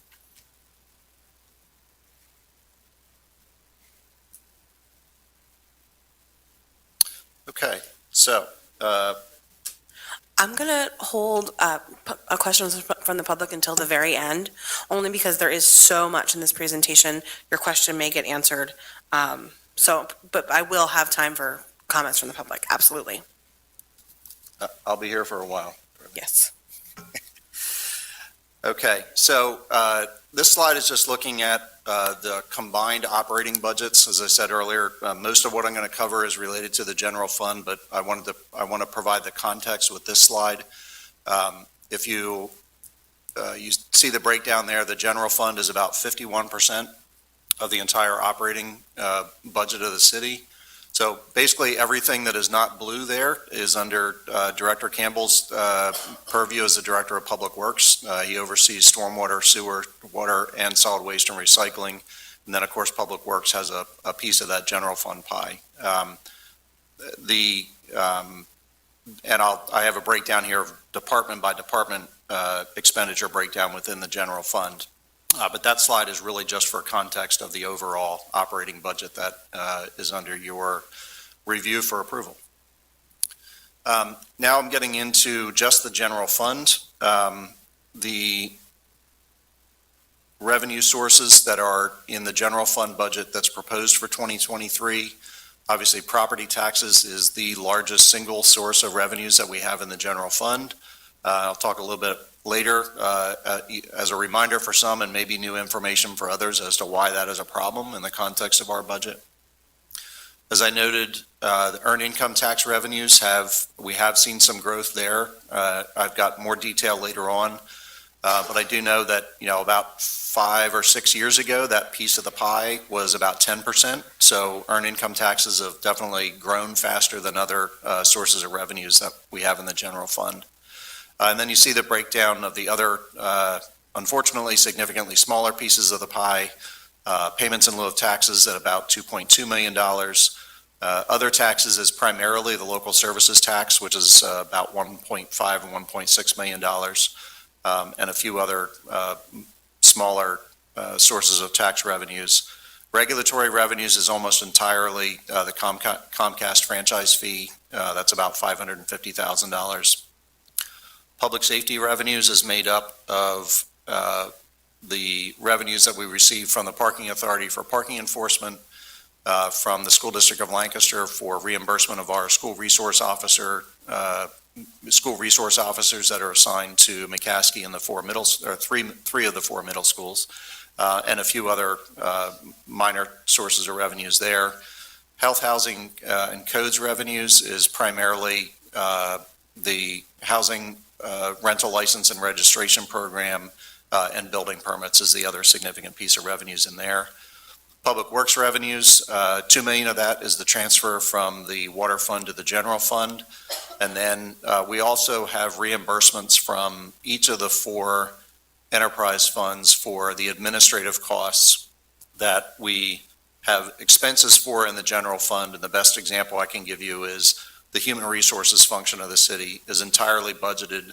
The expenses for the personnel and the operations of human resources is entirely within the general fund, but they provide human resources services for the entire city. So they do hiring for the water system, the water fund, the sewer fund, solid waste and recycling, and stormwater. And so, in effect, the general fund charges those enterprise funds for pieces of that type of administrative work. And so the public works revenues is where those funds come into the general fund. Other revenues is a whole set of revenues primarily related to grant funding. We have the community development block grant funding that comes in to cover the cost of some of our personnel and other expenses in community planning and economic development. That also includes the pension state aid and some other grant funds that we get either from the federal or state government. And then, of course, the ARPA revenue replacement amount that we have plugged into the 2023 budget is that $6 million. And then, as we have done almost every year that I've been here, we've used a piece of the city's general fund balance to, I have to put it in air quotes, to quote unquote, balance the general fund budget. In the case of this year, what we're talking about is using just under $2 million of revenue or of funding from the fund balance to cover the deficit in the general fund budget. This is taking a look at property taxes, and I mentioned earlier that, you know, property taxes, while it's the single biggest source of revenues that we have in the general fund, it's also a source of revenues that unfortunately barely changes unless there's a change in the rate. So unless the administration comes to City Council with a proposal to increase the property tax, the revenues that we get from property taxes don't grow on an annual basis anywhere near the way that our expenses grow on an annual basis. So what this is a look at the total taxable assessed value in the city of Lancaster. So for all properties, something like 17,500 properties that are taxable. And the what's in the number that's in the bar. So if you look at the 2010 bar, $1,909,944,000. That's the assessed value for all of the properties across the entire city. And as you can see, from 2010 through 2017, that grew very, very, very small amount. Then there was a countywide reassessment that happened in 2018, and that's why you see that big jump in the total value from $1,953,000,000 to $2.6 billion. And that increase was solely because of the countywide reassessment. What has to happen with the countywide reassessment, though, is we also, at the same time, while there was a big increase in values, we had to reduce the city's tax millage rate so that there was no increase in total revenues to the city in 2018. So there's an increase in the assessed values. If we didn't change the tax rate, we would have seen about a 36% increase in revenues. But state law says that we also have to reduce our millage rate so that the net impact is zero increase in revenues. So from 2018 through the value that we've been provided by the county for 2023, there was about a 1.1% increase. And that's not an annual increase of 1.1%. That's a total increase from 2018 all the way through 2023 was 1.1%. So that's a 6-year period. So it's basically like 0.2% a year, where we see growth in expenses of about 3 to 4% a year. So property taxes are both the single biggest source of revenues that we have, and also the fact that we are that reliant on property taxes and that we don't see growth year over year in the assessed value has a huge impact on us and in the general fund. Two bright spots that we have, as I mentioned earlier, are real estate transfer taxes and earned income taxes. This is a look at real estate transfer tax revenues from 2015 through what we have in the 2023 budget. So real estate transfer tax revenues are an indicator of the economic health of the city. When people want to invest in the city, when the people want to move into the city, that means a better market. That means a better sale market in the city. And we've certainly seen that over the last several years, both in terms of the volume of sales that we see and also in the price of sale, the home sale prices that we see. I had to point out that in 2018, that was the record year, the highest year ever in real estate transfer tax revenues. But almost half of that revenue came from the sale of Park City, when in late November or actually early December, we got a notice of a $983,000 real estate transfer tax revenue just from that one property. But in general, if you look at the trend here from 2015 at $726,000 up to where we're projecting 2022 at $1.9 million, that's been huge growth in that source of revenue. What we don't know looking ahead to 2023 is what the impact of interest rate hikes and, what, generally speaking on mortgage, what people are willing to pay for a property, but also what do the Fed's interest rate hikes do with the overall economy, and how does that impact, people's ability to purchase homes or other properties in the city. The estimate that I'm using for 2023 is that we'll see a 20% drop in the overall real estate transfer tax revenue. This is probably the hardest source of revenue in the city to predict, because it totally relies on what is happening in the real estate market, and we don't have even a little bit of control over that. This next slide then is looking at earned income taxes, and again, we've seen really nice growth in earned income taxes year over year. This is looking at 2015 through what we have in the 2023 budget. On average, since 2015, earned income tax revenues have grown at about 5.5% a year. That's the good side. The bad side is that the rate that we can charge for earned income taxes is set by state law, and we're not allowed to change it. If all of our sources of revenues in the general fund grew at 5.5% a year, we would not really have very many we wouldn't have no budget problems, but we would have significantly fewer budget problems, because that would mean that the natural growth in revenues took care of the natural growth that we have in expenses for wages and benefits and our operating costs. But as I mentioned earlier, earned income taxes are only about 12% of the budget. So while it is a growing source of revenues, it doesn't solve all the budget problems that we have. Mr. Hopkins? Sure. Could you refresh all of us as to where those come from and who pays them? Sure. So there are two taxes related to employment in the city. One is the earned income tax, and that is, the total rate is 1.1%, and individuals pay that based on where they live.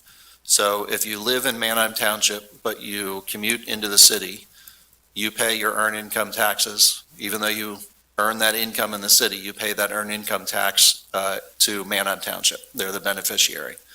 The other tax is a local services tax, which is a flat tax of, it's $52 a year, but what the city gets is $47 of that. And that is based on where you work. So that same individual who commutes from Manheim Township and works in the city, they pay that $47 to the city. Thank you.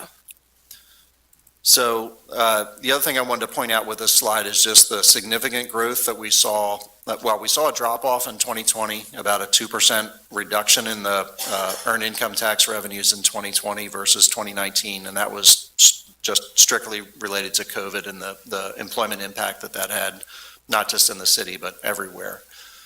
Then we had a rebound in 2021. So we had about a $600,000, $550,000 increase in 2021 versus 2020. And in 2022, we just got last week the figures from the Lancaster County Tax Collection Bureau that collects for municipalities across the county. We got our November distribution. Through November, our earned income tax revenues in the in 2022 are up over 2021 by about 17%. That is not, both myself and folks at the Lancaster County Tax Collection Bureau, we don't have any anticipation that that same rate of growth is going to happen. We think some of that is still a rebound from COVID. And there's also obviously wage increases that are happening that are right now beyond the norm if you look at, over the last 10 to 15 years. So what we're using here is a 5% growth factor, which I think is a fairly conservative growth factor. To the extent that things happen that are better than that, our use of reserves can be lower. I hope that they're not worse than that, for obvious reasons. Okay, so on to expenses. So this is the breakdown by individual department of the expenses in the general fund budget. If you think back to the revenue slide where property taxes and earned income taxes combined were about 58% of the budget. If you look at the police bureau budget and the fire bureau budget, our public safety operations, they're about 59% of the budget. So the way I think of this basically is every dollar of real estate taxes and every dollar of earned income taxes that are paid by city residents go directly to support the public safety operations of the city. All of the other revenues that we have support all of the other departments in the city. And so we have, the Fire Bureau at 18%, Police Bureau at 41%, Community Planning and Economic Development is about 7%, Public Works is about 11%, the Executive budget, which is the Mayor's Office and the Solicitor's Office, is a whopping 2%, Neighborhood Engagement about 1%, the Legislative, and I put financial there, that's basically the salary of the Controller and the Treasurer, doesn't even round up to 1%. It's not zero, obviously, but doesn't round up to 1%. And then I split, for the purposes of this slide, I split administrative services into the operating bureaus within the department, which are the Director's Office, the Accounting Office, Procurement and Collections, Human Resources, and Information Technology. So those pieces of our operations make up the 5% that you see there. And then administrative services, general government is where debt service, fringe benefits for non-uniformed employees, not all of them, but most of them, our community involvement budgets, things like that are included in that general government piece of administrative services. This slide is just comparing, looking at expenses in a different way into sort of the four major groupings of expenses: salaries, benefits, operating costs, and debt service. I'm showing you a comparison of 2023 proposed budget to 2022 adopted budget. If I went back through each of these presentations that I've done over a dozen plus years, basically the pieces of the pie don't change very much. Salaries and benefits have typically added up to 75 to 80% of the budget.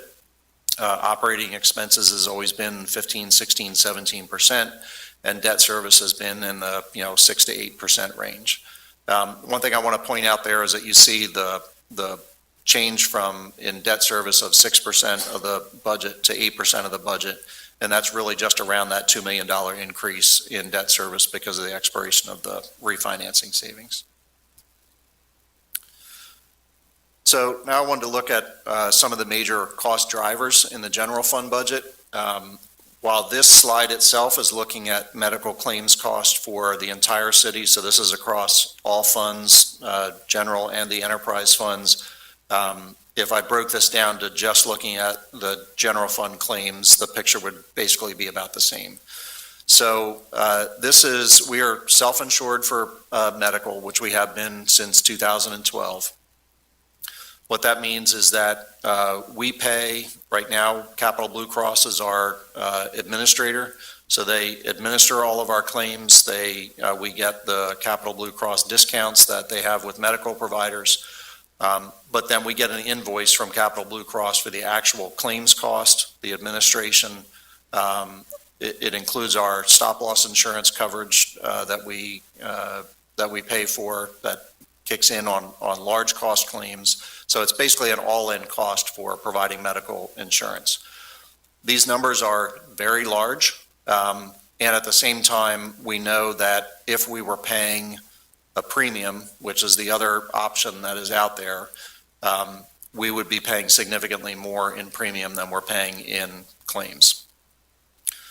And so from 2015 through the end of this year, what we've projected anyway, we've only seen an increase on average of about 3.75% a year.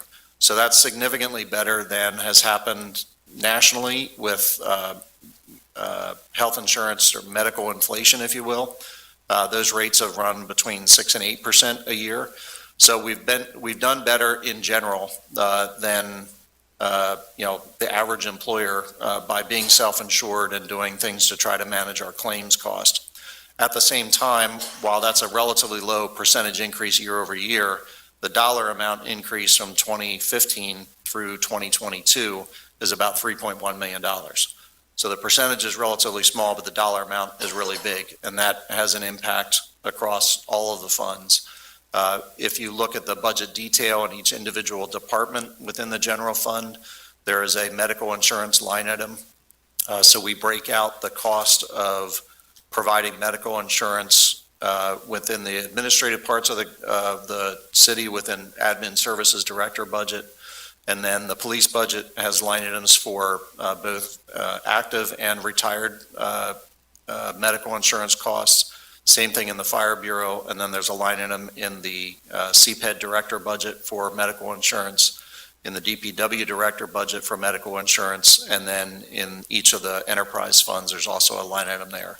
So we break those costs out because we have a census breakout of, how many people are employed in each of those areas and what claims cost do we have associated with them.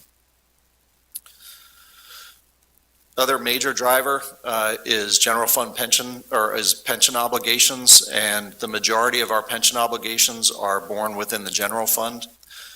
So this slide is looking at pension obligation costs, and those obligations are what's called a minimum municipal obligation, which is a state mandated calculation for how much we have to put into the police pension plan, the fire pension plan, and the non-uniformed pension plans, and there's two separate plans there.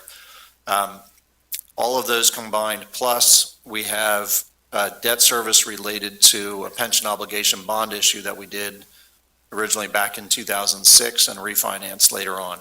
So and then matching contributions for employees who participate in what's called the supplemental pension plan. So all of those baked in together are what I'm including in pension obligations.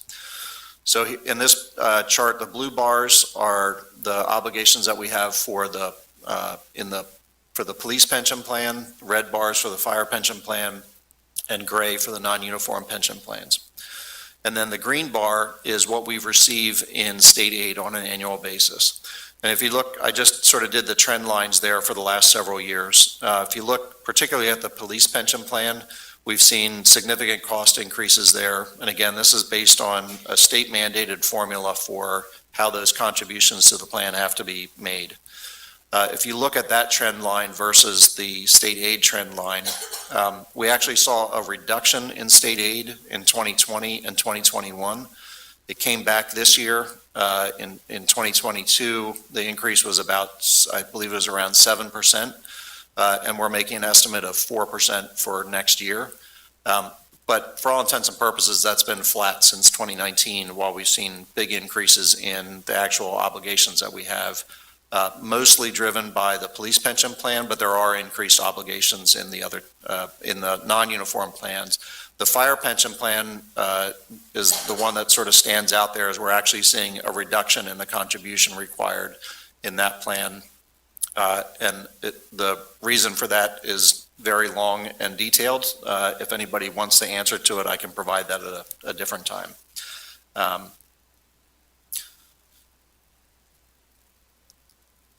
The third piece then that was a major cost driver in this budget was around the general fund debt service. I just wanted to point out here again that we had in 2021 and 2022, We had the benefit of bond refinancing savings. We also had that back in 2017.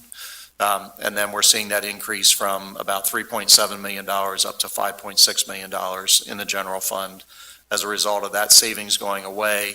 And also, it's the impact of the bond issue that we did to fund the fire station project. So that is also playing a part in that increase in 2023. And then this is sort of backing out and looking at all of the funds combined, just a history of the refinancings that we've done since 2010. If you look at that total savings column in the middle, across the general fund, sewer fund, and water fund, we've saved about $21.5 million in total over all of those refinancings. The general fund piece was about $5.8 million, sewer fund piece about 6.1, and the water fund piece about $9.5 million. Then this goes to the 5-year projection that I mentioned earlier. And this will, Councilor Arroyo, I'll try to answer your question in this part here. So this is this 5-year projection is really used as a tool so that we are looking out over a multi-year period when we're doing a budget. It would be very easy, and some municipalities, some cities do this, is they just look at, well, what do we need to get through next year? And we're going to budget based on that, and we'll figure out the year after that, right? The concept here is really to look at the proposed budget as the first of a 5-year outlook. And then using trends that we've seen year over year, trend out increases, though small though they may be, in our revenues just from natural growth in the next 4 years, so for 2024 through 2027. I've also plugged in here that blue line, the ARPA revenue replacement. So we had in the 2021 budget, we used about $4.1 million in total. In the 2022 budget, we had what was approved was a $4.5 million use of reserves. And then in the proposed 23 and the projected 24 budget, we would use $6 million in each of those years. That $6 million figure is, well, actually the $4.5 million for 2022 is significantly below what it legally could be. So the ARPA revenue loss calculation that we had Mayor Dussel do for comparing 2021, they have to do it after the audit is completed. So they looked at our 2021 revenues versus our 2020 revenues, and that worked out to about $9.5 million. So, and the ordinance, bill number 28 references that $9.5 million revenue loss calculation, but that what we're asking City Council to appropriate is actually the $4.5 million that was in the budget. The balancing act that I think we've been trying to handle is, while we have issues within the general fund, and those are very clear, we also have other needs in the community, right? We have the affordable housing needs that you all have identified and approved funding for. The community facilities funding is also open, and that RFP is now out and available for the public. So we're trying to balance the general fund, the need to balance the general fund and have a sustainable general fund, and also manage other needs that we know that we have in the community. And where that tipping point is to how much to put into the general fund versus how much to put into other community projects is one that we've had continually internally, frankly, since the American Rescue Plan Act was announced. Does that answer your question? Okay. So that's on the revenue side. And as you see, and as I've talked to you earlier, revenue growth, generally speaking, doesn't really happen in the general fund unless we change the property tax rate. We see those, incremental increases in earned income taxes and things like that, but they are not a huge driver in new revenues. And then on the expenditure side of this, I break it down to those four categories: salaries, benefits, operating costs, and debt service. With the bottom line being, if you look in the 2022 projected column, you'll see that basically we're projecting a break-even budget. We will not have a surplus of exactly $2,189, but that's how the math worked out in all the projections that departments put into their budgets. With that basically break-even budget, we end up with a fund balance of about $16.4 million, which is about 25% of the general fund expenses, which is right about where most of the guidelines that I've seen is to have about 3 months of your expenses should be your reserve, and 25% would be 3 months of the year. So really, we'd be right on target at about 25% fund balance at the end of 2022. Then if 2023, based on the proposed budget, works out exactly as it is in the budget, and we know that that never happens, but if it were to happen, we would use about $2 million of our reserves, which would mean we'd have a fund balance of about $14.4 million at the end of 2023. And that's using $6 million of American Rescue Plan Act funds to balance the budget. Then we use those same assumptions, and this, of course, also includes the tax increase assumption of increasing the millage rate to 12.64 mils.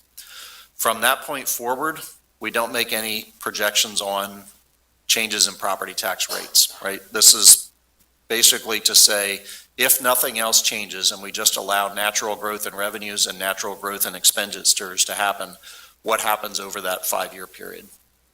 And so in 2024, again, we would use $6 million in the American Rescue Plan Act funding.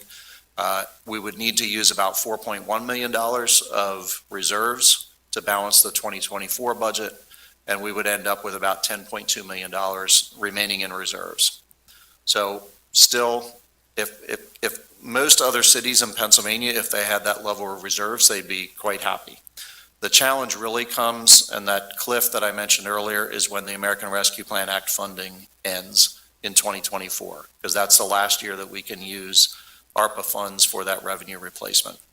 That automatically creates a $6 million hole in the budget, which also means that the use of reserves that we need to balance a budget in 2025 goes up to about $11.4 million, which completely wipes out the general fund reserves and puts us into a negative fund balance.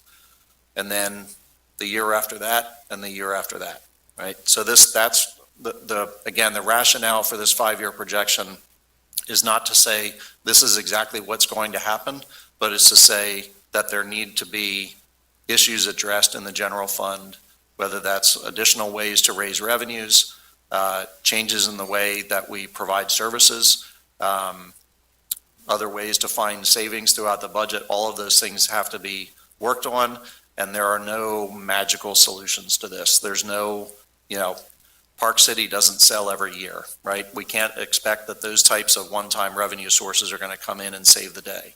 I don't think anybody can have any anticipation that there's going to be another American Rescue Plan Act that's going to step in and provide a new source of funding in 2025 or going forward. So there are decisions that have to be made, and we need to, none of those decisions are quick in terms of implementation, and so we have to be able to plan out over a multi-year period.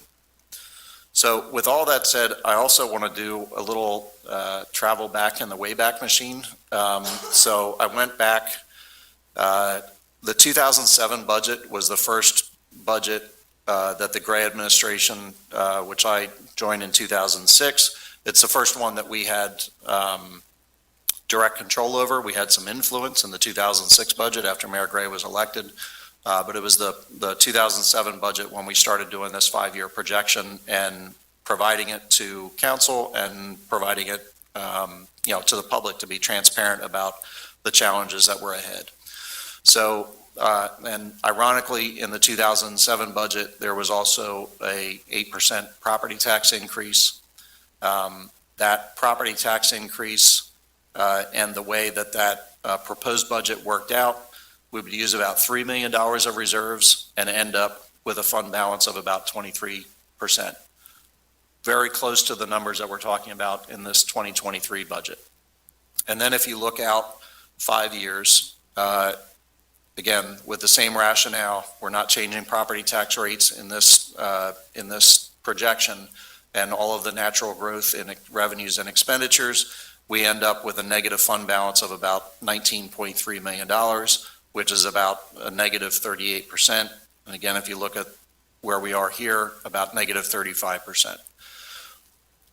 I put all that in front of you just to say that while the 5-year projection right now looks very bad, it also looked very bad 18 years ago.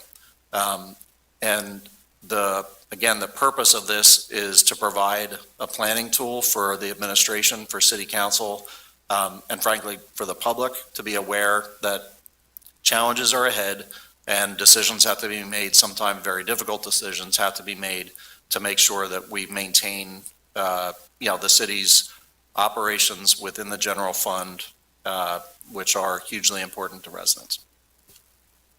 So I'm going to pause there, again, also just because the rest of these are around the rate increases, and just ask if there are any questions on this. Any questions at this point? Councilor Diaz.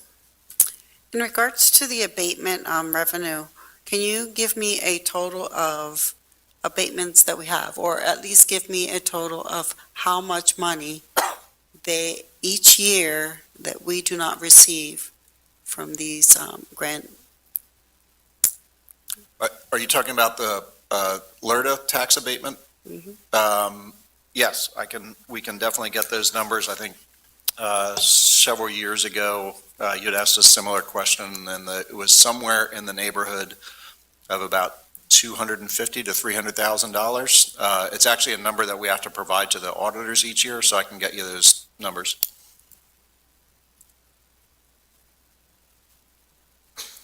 Council President, if I may. Councilor Ahmed. My question was regarding to some of the pilot programs we have.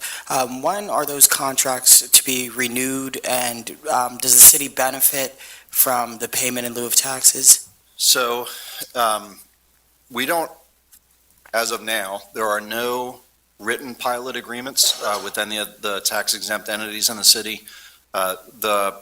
The major sources of funding there, we get about $2,250,000 a year in pilot payments.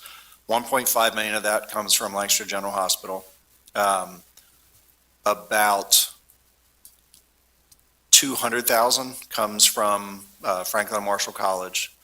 We get payment in lieu of taxes from the Lancaster City Housing Authority that I believe is in about the $30,000 to $40,000 range.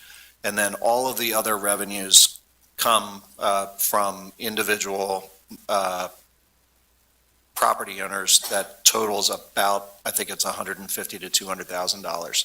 So roughly 95% of what we get in payment in lieu of taxes is paid for by Lancaster General Hospital and Franklin Marshall College. Each year, the mayor, Mayor Sirachi and Mayor Gray before her, and Mayor Smithgall before him, do requests out to property owners. So there is a letter that goes from the mayor that's accompanied by, basically it looks like an invoice, and it says, this is what your property tax bill would be if you were a taxpayer, a tax-paying property owner. We provide a whole bevy of services, to every organization in the city, every resident in the city benefits from city services, and the request is for each of those tax exempt property owners to make a 1/3 payment of what their tax bill would be. That has had roughly the same benefit every year. We have not ever seen a huge increase in funding from those requests. And that's, some of the larger tax exempt organizations, outside of LGH and F&M, make larger dollar amount contributions even than that 1/3. But in total, it's about $2,250,000. But there are no legal requirements for any of those entities to make those payments. The other thing I should point out, and it's really especially applies to Lancaster General Hospital and Franklin Marshall College, is they also maintain a large number of properties on the tax rolls.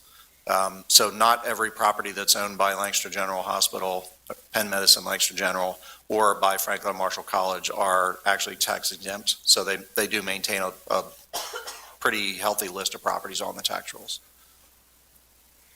Thank you. Sure.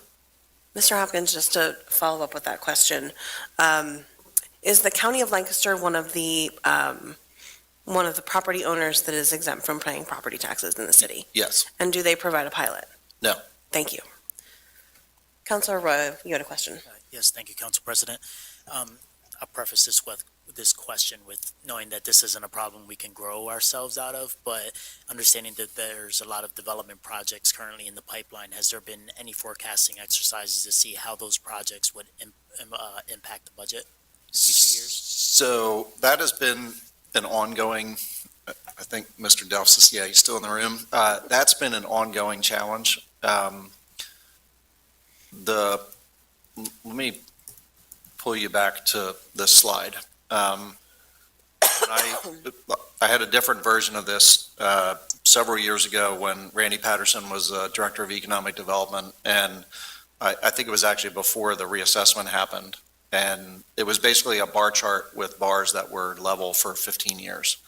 And that was despite a large amount of economic development in the city. The reason for that before the reassessment was largely because we saw a lot of property tax appeals. So at the same time, some new development was coming on the tax rolls, another one or many ones were getting a downward reassessment. And so the increase in value from a new project was being offset by a decrease in value in other projects. Then we had the countywide reassessment, and there's, over a period of a couple years, there were a number of appeals that, sort of shaked out through the system. But then we really don't see, obviously from this chart, we don't see a whole lot of increase on an ongoing basis. And part of the reason for that is when we have something in the neighborhood of 22,000, no, I'm sorry, it's about 18,000 taxable properties in the city. So any one development, unless it's a really significant, many tens of millions of dollars, the assessed value on that one property isn't going to really move this bar all that much because you're comparing it to $2.6, $2.7 billion of total value. So that's part of it. The other and probably bigger part of the challenge in doing that forecasting is I'll just call it the mystery of how the property assessments are done in the first place.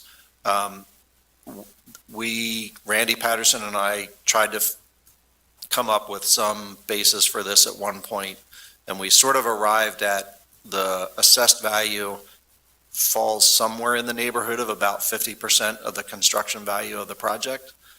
But even, especially now, with what construction costs are like, I sort of feel like that estimate is probably blown out of the water, just because of the increased costs that we've seen there. So that kind of forecasting, I would love to be able to do with some accuracy, and we haven't figured out quite how to do it. Thank you. At this time, because we are going to move into the enterprise funds, I will pause for public comments on the presentation thus far. Ms. Byrd, thank you. Thank you for your patience. If you could go back to the first slide where you're showing all the increases. Here.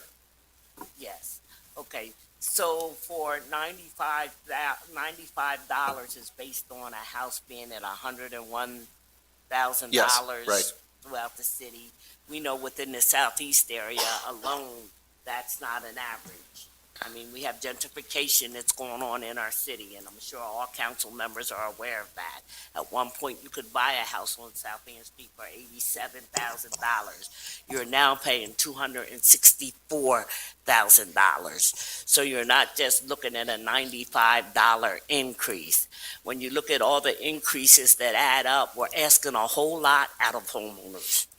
I would hope that this council would look at, and I'm going to ask Patrick if he could provide facts or information or data and statistics about the cost of running the government, the employees that the city has from last year to this year, because I know we are top-heavy in this city. And when it comes to the residents, and we're looking at where do we get some funds, we need to look at the city being top-heavy. The services that we are getting are not veteran. We talk about raising the trash and hauling, but if you ever go up and down the street after the trash truck goes, you know they're not doing a good job. So we need to be like asking them about this bidding process. When does the next bid come up for the trash hauler? And what can we do to decrease that amount? I know we changed a lot of things with the recycling, changing from what they accept and how much money we get back from recycling, but that was something that was helping to offset it. So I'm asking if we could see what those rates are. When we talk about the sewer and the water, we had this discussion many times. For stormwater, the houses are not taking up more concrete. The houses are built.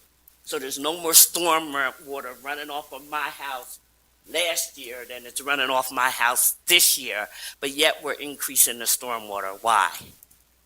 So if I can address that question when I'll get to the stormwater rate, but I do want to go back to the property tax piece. And you're right that the sale prices and everywhere throughout the city have been way higher than I ever anticipated to see in my life, frankly. But what the $101,000 value that I'm talking about is the assessed value of the property, not what it might have sold for. So the mayor, I don't know, about a month ago or so, asked me to check and see how many property tax assessment appeals we had during 2022. And in most prior years, it's been at least in the dozens, if not in the hundreds. In 2022, there were 6 appeals in the entire city out of almost 20,000 properties. Right. And the reason for that is what you're talking about, is properties that are assessed at $100,000 might be selling for $200,000 or $250,000. Mr. Hopkins, can I ask a clarifying question that I think helps to address that as well? Sure. When a property is sold at a certain dollar amount, which is probably higher than the existing assessed, is it reassessed? No. Okay, so the assessment stays That's the the same. issue. If they were, we probably wouldn't have problems in the general fund right now. But the assessment doesn't change even when a sale price, I've seen sale prices that are 2, 3, 4 times the assessed value, and the assessed value doesn't change. So we're taxing based on the assessed value, not the sale price of the property. But we do get revenue from the real estate transfer tax. We get 1/2 of 1%. From either 87,000 to 262,000. Is that revenue shown anywhere on the budget that you present? Yeah, that's that revenue right there. So the city, when a property sells, there's a 2% real estate transfer tax. We get 1/2 of 1% of the sale value of the property. And you say perplexity. So on the projected budget, do you have the actual budget for 2022? For Actual budget for 2022 is available on our website. I think the reason that says projected is because that's a revenue that we still have one more month of revenue to receive. So Mr. Hopkins, am I correct in saying that you anticipated a certain dollar amount to say that this is where we're going to end 2022? Sorry, I misunderstood. The full budget that has all the line item detail and everything is on the city website. Mr. Harris has a copy in his office, and we can always produce additional copies if necessary. And since this is revenue, we're guessing at that dollar amount for the whole year ahead. Yes. Okay, thank you. For 22, yeah. Okay, so on the $15 per quarter water rate, so if we go to monthly billing, do you see that that's going to increase the cost of billing's going to increase the cost of water because now we're not sending out quarterly, we're sending out monthly. Is this $15 looking to cover that? Or is that going to be additional cost that comes on to the residents once the water changes and bills monthly instead of quarterly? So. Mr. Hopkins, I'm going to have you address that briefly, and then I know that that will be part of what we're going to dive into, so. Yes, on Saturday. So, but the shorter answer is that we actually had anticipated going to monthly billing in the 2022 budget, and so, or in 2022, and for a variety of reasons that was delayed. So basically the cost of mailing and postage and other things related to that was already baked into the budget, if you will, in 2022. So there's not really an increase in 2023 comparing budget to budget for those costs. The other thing is that we are also going to be moving to an online billing capability so that we can email the bills and allow people to pay directly online so that we're not printing and mailing a bill so that we can, even though we're basically tripling the number of bills that we issue, the number of bills that we issue in print and mail should be reduced. And Ms. Bird, your question was to the impact on the residents monthly versus quarterly. I know we've talked a lot about that change because it's been a process to implement over the last, I want to say maybe 3 years that we've Yes. kind of had the discussions The meter about going to replacement that. project. And one of the upshots of doing that is it allows us to catch leaks and things that could cause a huge bill and a big surprise for people before the end of a quarter. So not having done it, we don't know, we can't project what we may have saved, but we know that that is an outcome that would happen for residents. Right. Right, And the water with- company does that now, if your water bill is running higher than it normally does, the water company will call you. We are the as a water company. resident Yep. And say, your bill is coming in high, you might have a leak, you need to Right. check that. And now So we're they doing do it that. monthly. We have that capability now because of the Yes. new meters that were installed over the last several years. And with those new meters, we can do meter reads on a more frequent basis, which is why we can actually make the move to the monthly billing, which, part of the other than the reasons that President Bakay mentioned, the other reason is just to allow customers to better budget, throughout the year. So it is a challenge for some folks to handle the quarterly impact of a water, sewer, and stormwater bill together. The idea of spreading it out over 12 payments during the year instead of 4 payments during the year was also to reduce that impact. I don't see that, but yeah, I know people that are on tight budgets that are budgeting every 3 months, and now you're going to say, hey, you got to come up with another extra $20 all year. It doesn't work out that way in the real life. But I understand what you're saying. A lot of people aren't working off of them type of budgets where they can say, and as we know, even by the late water bills that are being paid, and the city is saying, okay, now you're looking monthly, and you're getting charged a fee monthly if your bill's not paid on time. So those costs go up and up, whereas you have 3 months to try to get your bill paid before you get an increase in the cost. So everything affects everything, and I want council to understand that, because I don't think you really fully understand the impact it has on the residents.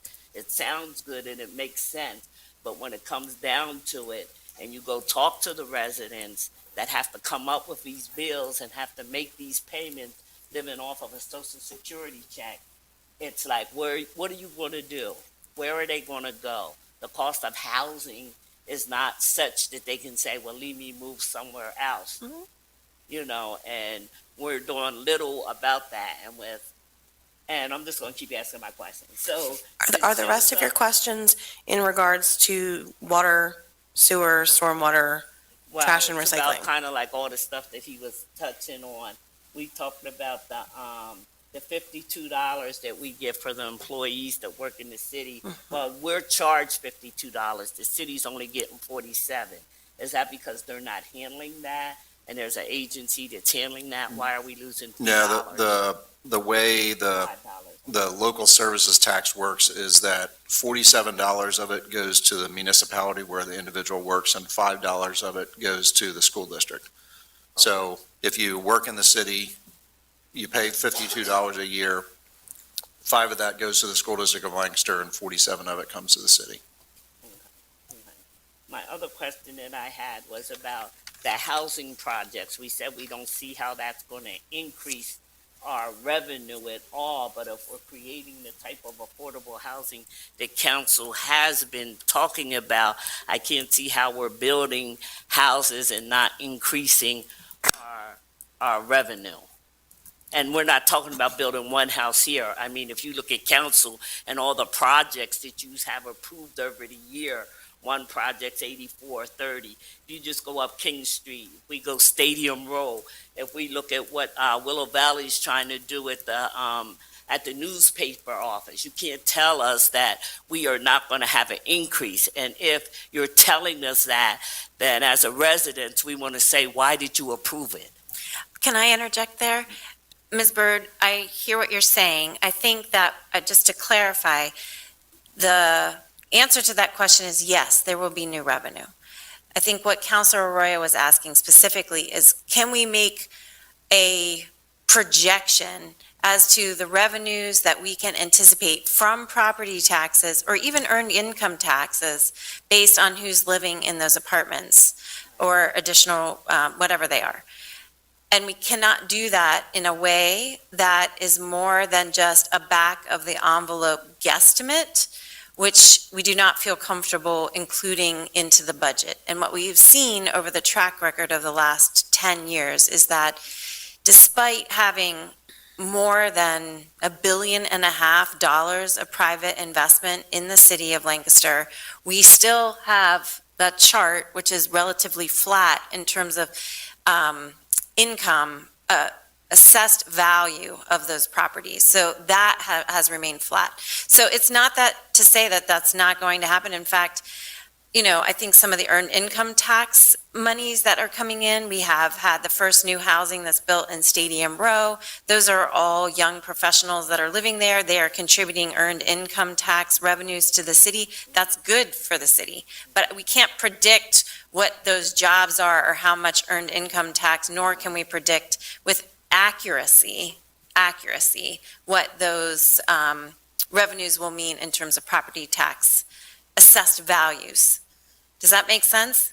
A little bit. I mean, the Stadium Row, since that's what you're using, was built. So there was an increase in taxes collected, real estate taxes for that. Right. Are those injected in the budget? Yes, they are. However, we can't project out into the future until the Lancaster County Tax Assessment Appeals Board, a tax assessor's office, is that what Board it of is? Assessments. Makes their determination. Right.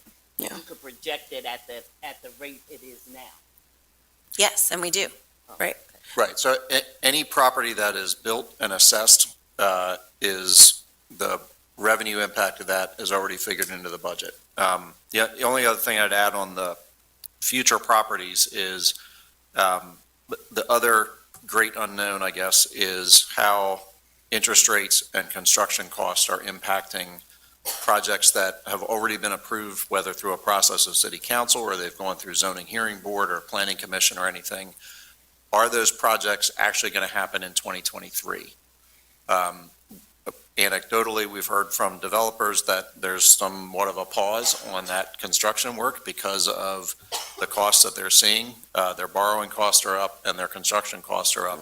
So one of the other benefits of new construction is that we issue building permits. And at least for 2023, we're not really projecting some big increase in building permits being issued because of those other factors. So once a property's built and it's assessed, then it's on the tax rolls and it's included in the budget, but it's the projection of it over a multi-year period that's hard. And all the fee increases, that shows up on the budget too as a breakdown. Yes. Right. Yes. Right. Okay. My other question I have was about the ARPA money. We did allot ARPA money in the 2022 budget. Yes. And we have it projected for the 2023 budget as well. And if I remember correctly, and I'm gonna ask council, since all council is videoed, to go back to the, budget hearing when we talked about the ARPA funds and why we were putting money in there so that there would not be an increase to the residents under these cost factors that were increasing. And we put that money in there, and what we were told when we asked about why ARPA money would go there, it was to say there would not be an increase. We were not gonna raise the water in 2022. We did do that, and we're raising it again. And I'm telling council, they don't have to take my word. Go back and look at the video recording of the 2022. So we're taking $6 million of ARPA money and putting it in here, and we're saying that's yet not enough. We only got that money in 2021. And if you're showing projections from 2010 to 2023, that ARPA money was not included in those projections because we didn't even know we were going to get it. So we're using it and saying we're spending it here, but it's still not affecting the residents as far as increases and everything. And I'm not understanding it. So we can use ARPA money in 4 years. I know what right? we can use it for. I'm saying, when you look at your projections, you're looking at 2010 and you're saying, okay, all the way up to 2020, this is what we projected. Now, we know that in 2021, we got that ARPA money. So we put $6 million so they wouldn't be an increase. We did it again this year. We're projecting to put another $6 million so there's not an increase. But yet there's still increases. And we're putting money that was not projected from 2010 because nobody knew this money was coming down the pipe until the COVID hit. So I'm just questioning your projections for the next couple years when you made these type of projections without even knowing ARPA money. If you would have said 3 years ago and went from the ARPA money that we got and projected out, that makes sense to me. But when you go 10 years and you project out and you already took $6 million, $12 million and a money that we didn't know we were going to get and used it in developing your projections, it's a question. So, Mr. Hopkins, can I make a framing question for you for this?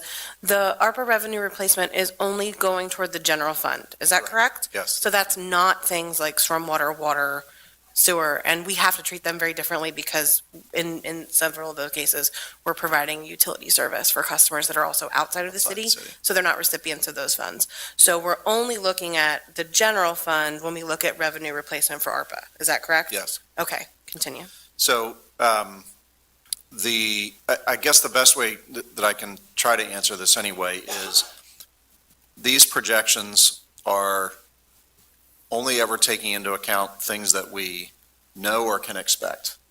When I was doing this projection, back 2007 to 2011, I mean, COVID wasn't around, nobody, none of these things were projectable at that point. Right. As soon as something becomes known, somehow quantifiable, that we can say, okay, let's include this in a coming projection, then we start to do that. So when the 2020 budget was introduced, ARPA didn't exist. This 5-year projection didn't include any assumption for anything there. And frankly, at that point, it looked a lot worse, a whole lot faster. What ARPA has allowed us to do is plug some holes in the general fund budget that were always there and were always projected to be there without having an increase in property taxes to make up the difference. That we were able to get from 2019 through 2022, so 4 years with no property tax increase. This tax increase that's being proposed for 2023 doesn't even balance the budget, even though we're expecting to use $6 million from ARPA. And the bigger problem is really down the road. If we didn't do this property tax increase now, we would have a significantly larger hole to try to fill beginning in 2025. So then we'd be faced, and that's really the concept behind this projection, is to try to look out and plan ahead. And part of this property tax increase deals with the immediate and trying to close the deficit gap in 2023, but it also deals with, that revenue comes in year after year. So we're trying to plan ahead for that cliff that happens in 2025. ARPA is gone, and we go from using a couple $1 million of reserves to using over $10 million of reserves.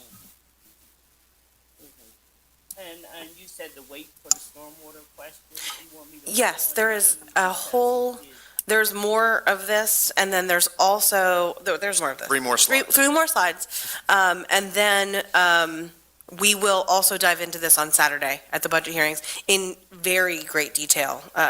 Right, Director Campbell? Yes, that's what I thought. So I do want to, and honestly, just for respect of everyone's time as well, this evening, we will get to a few of those in the next few slides. So if you still have questions, if you could pose them, and then perhaps we could come back if we don't have all the answers tonight. Okay, so up here you have the 26 projected budget.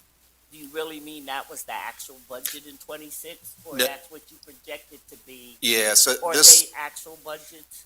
this was. Is that literally just your spreadsheet from back in 2006? It's my Okay. spreadsheet from That's why. November of 2006. So this was, just like this one, right? I show in this column, 2022 projected is where we anticipate ending the year. Yeah, we're not through the end of the year, right? So we're anticipating. So it's the same thing here. This was done in November So of do you have 2006. the actual budgets that you could put up or give, like for 26 instead of what you projected? What did we actually spend in? Those budget presentations are available online, and if there are not that many years There- back, We go back to 2012. yeah, so we can pull those budgets for you, Ms. Byrd. I think this was to be illustrative of the projections. I mean, when I moved to the city, I remember looking at this and going, okay, we have projected deficits. If you went back and you read the Management Assistance Partners, I think that was what it was called. Management Partners. Management Partners report when Mayor Gray went in. There was a $69 million projected deficit. All this is to say, this slide is just repeating what I've said ad nauseum. We have a structural deficit. We cannot support the core of the city functions with just property taxes. Just property taxes doesn't even pay for our police and fire. That's just the reality of where we are. If you're going to present it, it would be good if you had the actual budget. It would make sense to me instead of what you projected in 206. It's not that far I off. could see how close you are in your projections moving forward for 2027. It would help me to understand, okay, this is what the budget was. And You know, I'll we're just, talking about 2020, 21, 22 now, and we're still looking at 26 projected figures. It would be helpful. What were those actual figures in 26, 27, 28, 29? I mean, if we're going to have them up there, it would only make sense if it was the actual figures and not what you thought they would be, because that time has already elapsed. All We I know what they are. All I did here was just pulled from Okay, a budget understand. presentation in 2007. I know. So I could And compare that's to what I'm what's going trying on to now. get us to move forward We've got- in our presentation for the budget, for understanding that it would help people if we actually had the actual budget and what was actually spent. So on the city website, we have all the budgets back to, I think it's 2012. I definitely have all of those in electronic format if you'd like them all the way back to at least Can I get a 2006. copy of this slideshow? Yeah, we're also gonna put this on the city website on the same place where the full budget book. That's And- the and I'll- administrative services page. and I'll also just note that Patrick provides a 5-year projection with every budget introduction. And so then you can go back and crosswalk how far off I know, we but are. I'm not being paid to do that work. He is. So I'm asking him to present that to me. It's all there. Mhm. I understand. He is a public service. He's paid to provide. I'm coming to ask questions and just asking for a copy. Yeah. I'm not going to spend hours looking up on the internet, but I have questions and I'm going to try to look at them. So I'm not coming to council saying, well, why is this? Why is that? I have that copy and I can see that. So, I'm just asking That's why we're here. And I'm just in a public forum saying that all that information is available online and that the 5-year projections are included for each budget. That's all. I just have to make a comment. Not everyone has access to the internet. We're happy to provide those copies. They can call my office. We can make arrangements to have them at council if they're requested. No problem. Is the phone service still working? Because according to some residents, they had tried calling and they had to come in. The main phone number to City Hall is working. And we are in the process of making a switch over to Verizon, but the main phone number has been working consistently throughout. So the other departments are working now because they wasn't. Yes, Or I understand emails. that we have had major phone issues with our provider, Windstream, and we are working right now to transition over to Verizon. Our main phone number is working, and we are taking phone calls and responding to customers' requests. And so my last comment is just to council, and once again, I want to encourage you to go back and look at these tapings of these budgets, especially when it comes to the stormwater and everything and all the funds and where that money went and why we're still asking and still doing, and it's still costing taxpayers. So I asked you to do your due diligence, go back and look. You don't have to take my word for it, to record it. Thank you, Ms. Byrd. Mr. Hopkins, please continue. Okay. So, as I said, 3 more slides here, just looking at the proposed changes in rates for stormwater, sewer, water, and solid waste and recycling. This page is looking at the current fee structure. So the stormwater management fee is based on a dollar amount for 1,000 square feet, for every 1,000 square feet of impervious area, so like paved area on a property.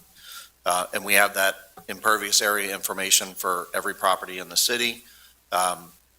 Properties that are owned by churches, Lancaster County government, the school district, Amtrak, any property owner pays a stormwater management fee. So tax exempt property owners are not exempt from paying the stormwater management fee, similar to how they're not exempt from paying water and sewer bills. So I want to point that out because a lot of the largest impervious areas in the city are parking lots, and many of those are owned by nonprofit or church organizations throughout the city. So the fee change is changing the base rate for stormwater management fee from $62 per 1,000 square feet to $75 per 1,000 square feet. And the average impact that I've noted with the $5 per quarter increase is for a tier 2 property. So a tier 2 property has between 1,000 and 2,000 square feet of impervious area on the whole property. And that rate change impact works out to $19.50 per year. So about $4.88 per quarter. So that's the calculation for it. Again, depending on the size of the property and the amount of impervious area, the increase can be either lower or significantly higher. And it's really those much larger properties that are in this tier 4, and they pay based on the actual impervious area that's on their property. Again, parking lot is the best example. That fee increase results in about $970,000 in additional stormwater rate revenue. And while it is correct that generally speaking, there are no changes to the impervious area throughout the city, what is increasing is the cost of the green infrastructure improvements that we need to make to continue to get toward compliance with a consent decree. So every time there is a new stormwater management project built, whether that's on city property, in a right-of-way, on a street, anything like that, where there's city investment, that comes at a cost.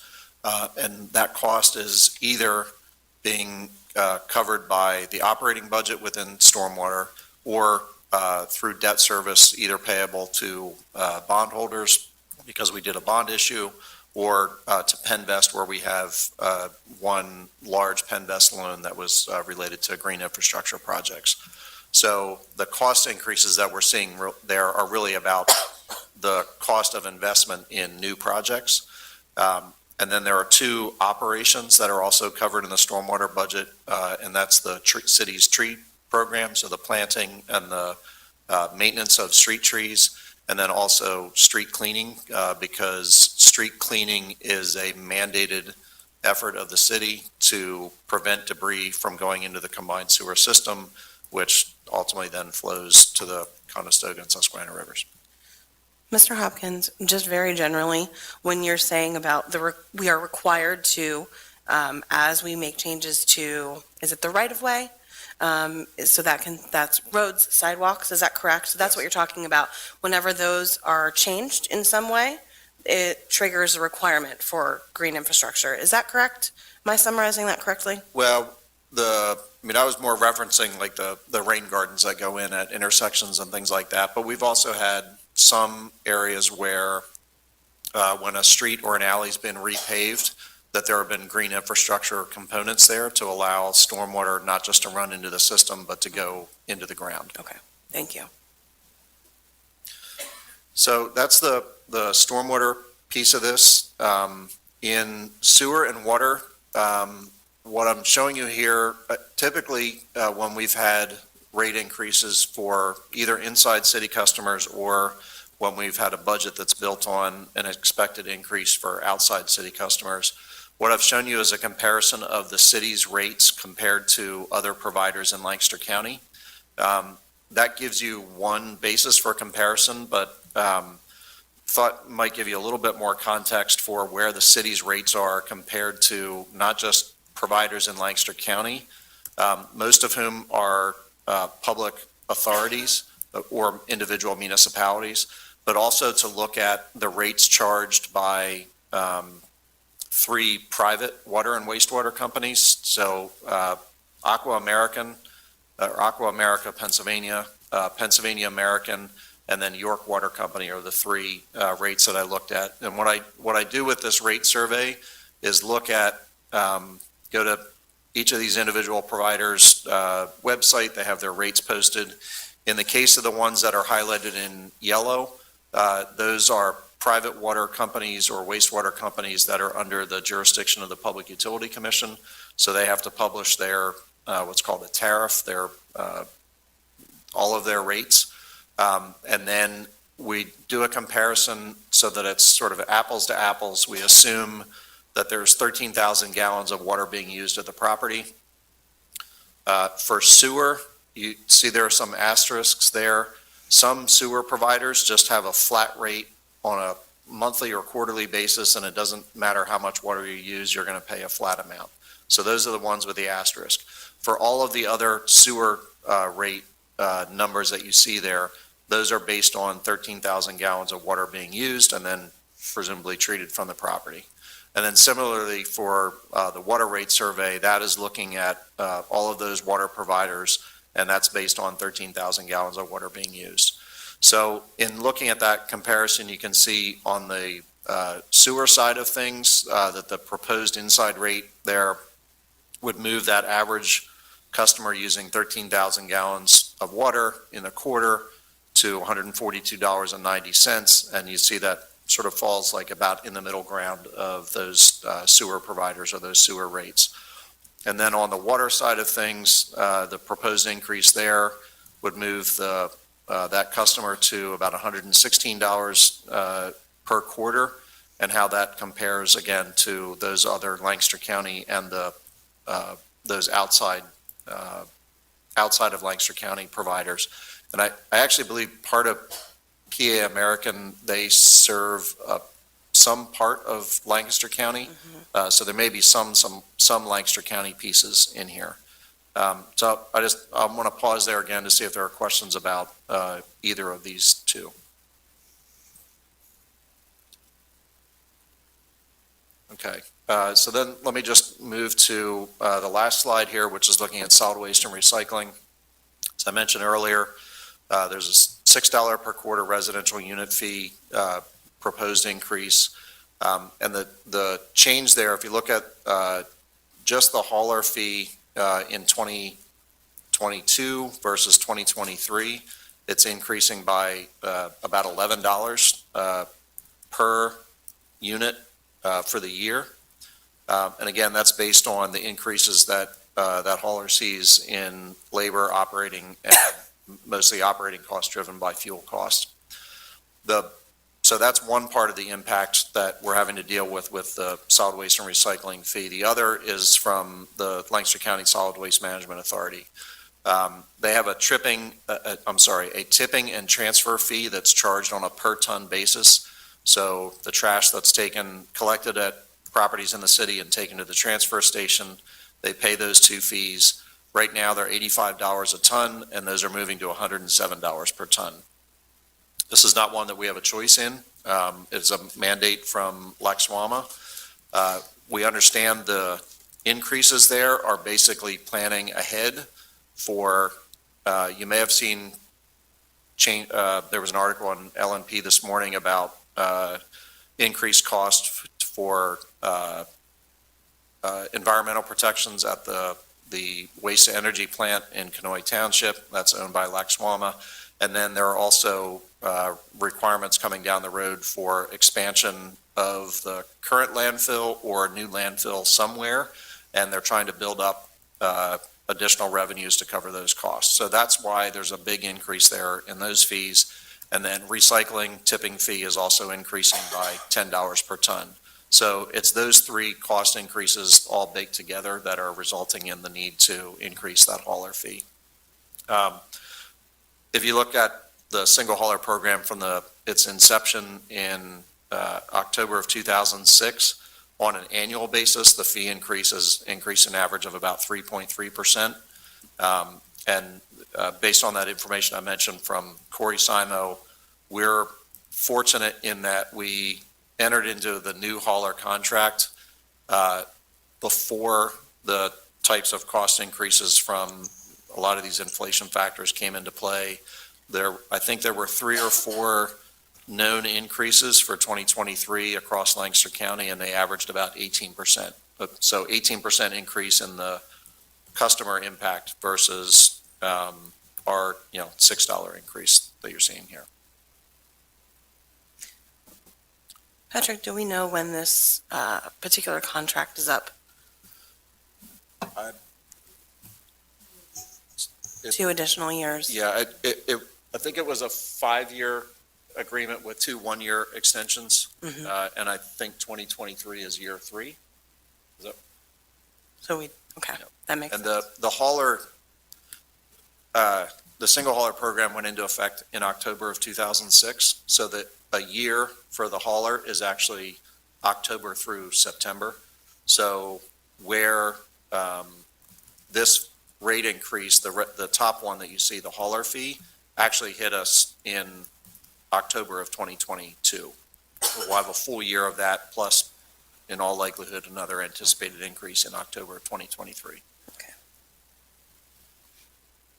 Are there any other comment or questions from council? Yes, I do. Council Diaz? In regards to senior discounts, we have a form that they fill out. Can you tell me if that's going to increase for them, so like that they'll be able to have more of a discount? So the senior discount from inception has been 20% of the total bill. So the ordinance the resolution that you have for this fee still reflects that 20% discount. So any senior 65 or older who lives in their property can complete that. We handle that on a regular basis in the Treasury office, and then they get that 20% discount. And for those that may have a hardship, is there anything that we can move forward in order to give them also a discount? The only thing that's authorized in the ordinance is the 20% discount for seniors. Thank you.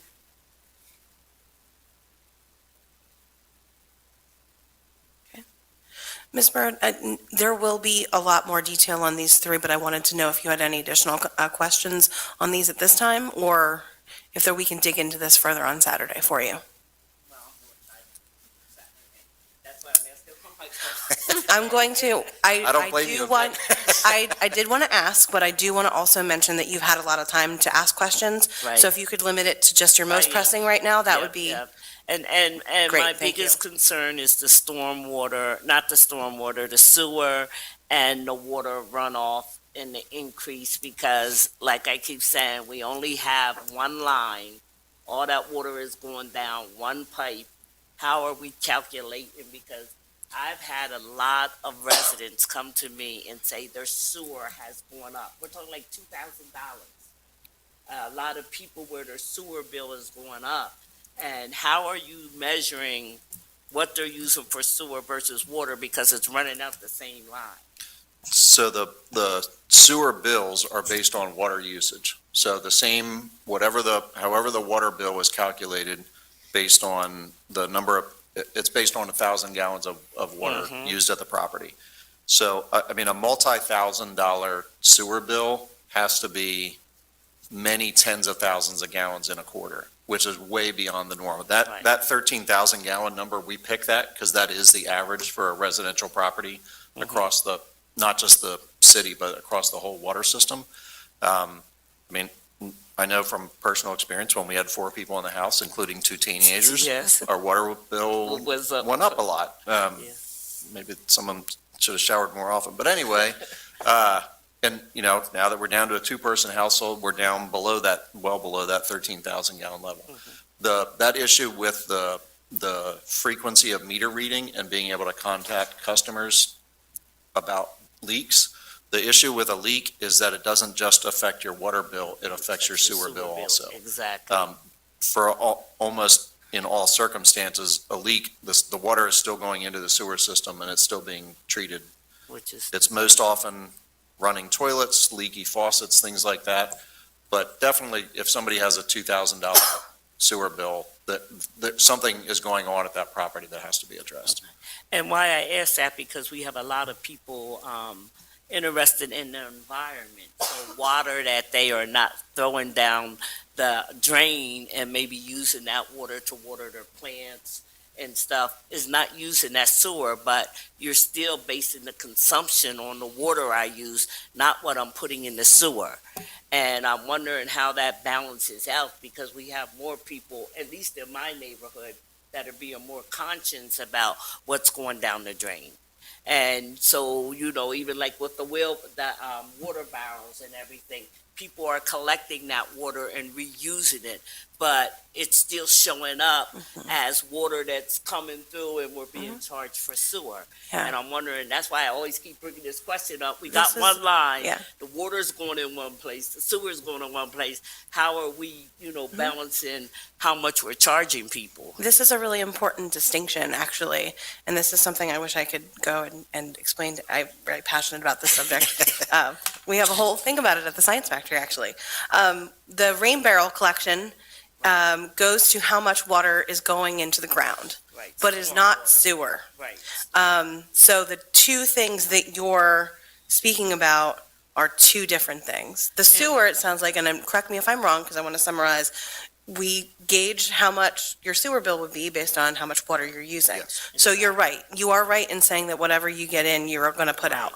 But what falls from the sky Right. is under that stormwater. Is under the stormwater. Correct. And if you're collecting it and using it, your stormwater is increasing. And that's what we're getting at. It doesn't matter what you're doing with the water. It's not going into the stormwater system because you're using that water. If I'm doing my dishes and I take the dish pan out and empty it, it's not going into the sewer, but I'm still being charged because don't I do that, ran please. the water.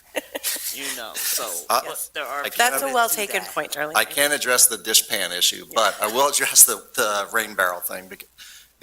A normal rain barrel is like a 55-gallon drum, right? Mr. Director Campbell will correct me if I'm wrong on this calculation. I think 1,000 square feet of, let's say, rooftop, that'd be like an average city rooftop. 1 inch of rain on that is 600 gallons of water. So a 55-gallon drum with barely a little bit of rain is going to fill up. And that's the volume, we get 44 inches of precipitation a year. A rain barrel catches almost nothing of the stormwater that falls on a property. That's the issue. For large properties that have significant stormwater infrastructure that deal with the runoff without putting into the sewer system, There is a way for the property owners to get credit against their stormwater bill, but I'm talking if they can move thousands, tens of thousands, or millions of gallons of water off their property. And that type of improvement on a residential property isn't really possible. And a rain barrel is great, but it doesn't solve the stormwater problem. Thank you for that perspective. Are there any other questions from council? So I'll make sure you have a crack at it if you need to. That was the last slide, That was, yep, I was counting. thankfully. Councilor Diaz? If I may, this question, it's evident that we have renters that are very concerned about the increase because it's going to go to them. I mean, we have property owner like Darlene Bird and Councilor Arroyo, they're property owners as well. So looking at what's going to happen and their increase, I mean, I think Guy's spoken to maybe 3 residents that are renters with Diamond Tony's property own $300 a month, which is unbelievable. And they're reaching out to us, or they've reached out to me, because there is no low-income housing. There is no space. So what do we tell these residents? Well, one thing I wanted to address that I should have when I was talking about the sewer and water in particular is what happened during 2022.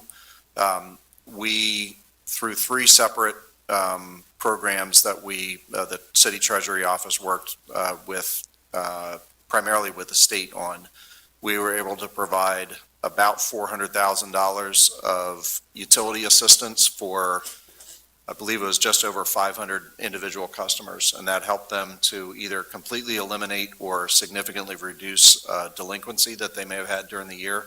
So that was the ERAP program. I hate these acronyms, but there was also the low-income household water assistance program, and then there was a third program through another state agency that had some amount of money. So we were able to assist a lot of customers with their delinquent water and sewer bills. And I also realized that these comparisons with other rates, if you're a customer and you're seeing a rate increase, you don't really care what anybody else pays in York Water Company or Pennsylvania American or anything like that. At the same time, if we don't have additional revenue coming in, we can't do the types of capital projects that we have to do to keep the water and sewer systems operating. So we're in a position where we don't want to increase rates on anybody, and at the same time, we also have to keep investing in these systems, because if we don't invest in the systems, there won't be a system there to maintain. We're, especially in the water and wastewater systems, we're dealing with many decades of deferred maintenance and lack of infrastructure investment, and we're now paying the cost for that. And Councilor Diaz, if I could also respond to your question, I think for those renters that don't pay these bills directly, and some do and some don't, I think the fear is that they will see increases directly in their rent. And it is challenging when I hear, because I hear about these things as well, that the increases to their rent far exceed the average monthly numbers that we're looking at here. And it often happens that the property owners will point to these increases, but give a disproportional increase in rent when it's not handing the direct amount to them to pay. And our hands are very tied in what we can do about price gouging, really, is what that is in terms of rent. And it's unfortunate, but there could be relief at the state level specifically within what we can do within third-class city code. Because right now, we have no recourse if we find a landlord, for instance, doing a percentage increase well over the cost of services. What I foresee is a lot of more people being homeless. That's what I foresee in the future. Thank you, Councilor Diaz. Any further, excuse me, I almost made it through. Any further council comments? Okay, so we've covered administration bills number 24, 25, 26, 27, and 28 with the presentation. At this time, I would make a motion that we move those bills to the next city council meeting. Is that correct, Patrick? On the 13th? On the 13th. On the 13th. Second. We have a motion and a second. All committee members in favor? Aye. Thank you very much. We also covered in that presentation resolutions number 93 and 94. Sorry, I'm making notes and there's about 3 pages in between some of these on my agenda.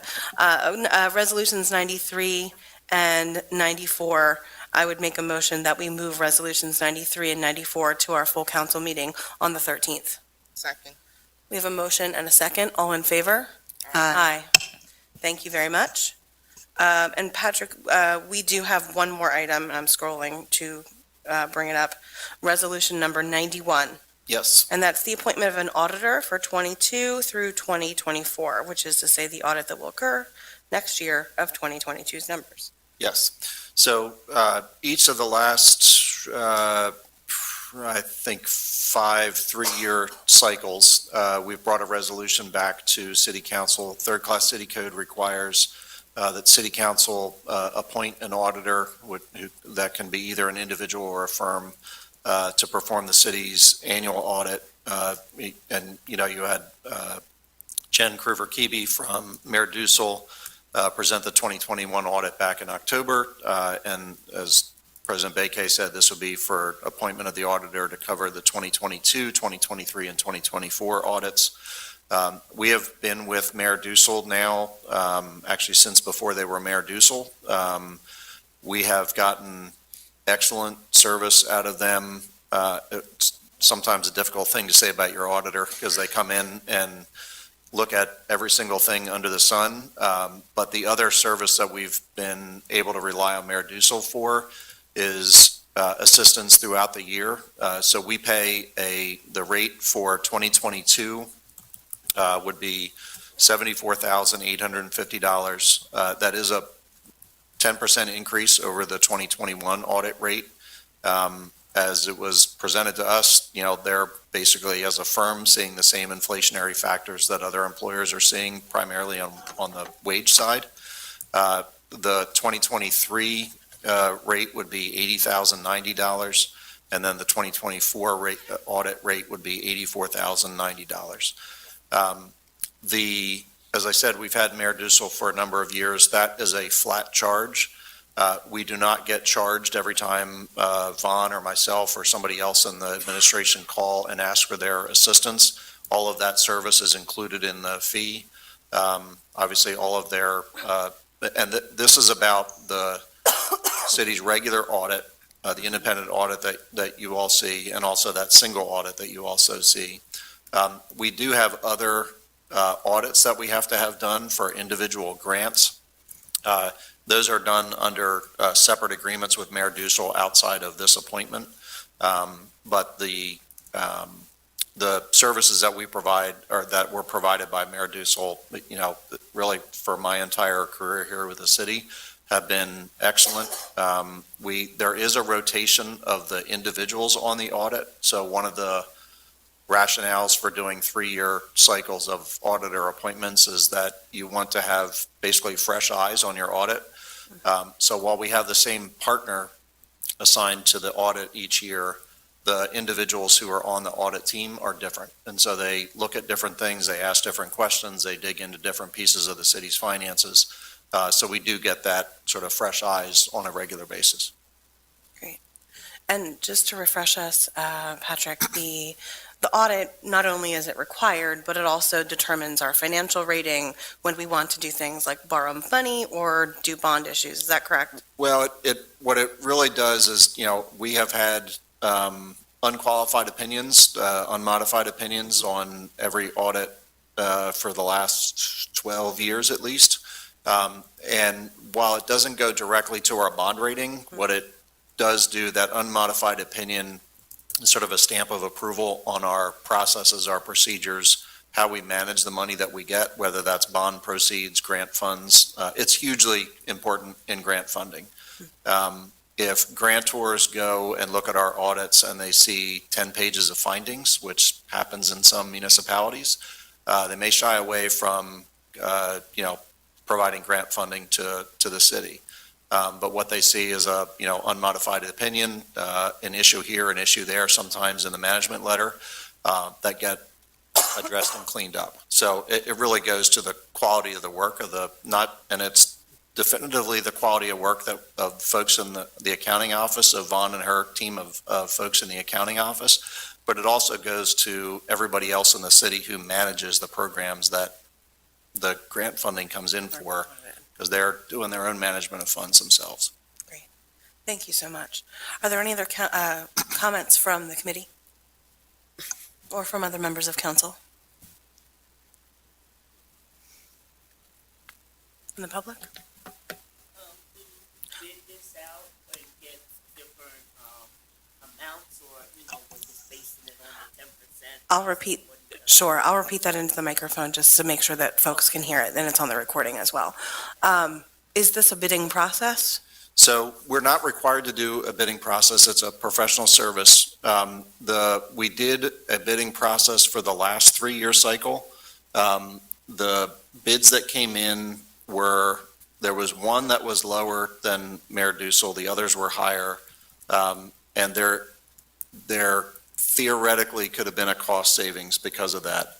However, there is a huge transitional cost to moving from one auditor to the next, both in terms of just the record keeping of the audit, but also in a new audit team coming in and learning the entire city top to bottom. So one of the benefits that we have with Mayor Dussel is that they know the city's finances inside and out. They know our accounting system. They know all of that. So while there can be a benefit sometimes to doing that kind of bidding and looking at comparative prices, we don't think that it makes sense in current environment. So we didn't do a bid for this 3-year cycle.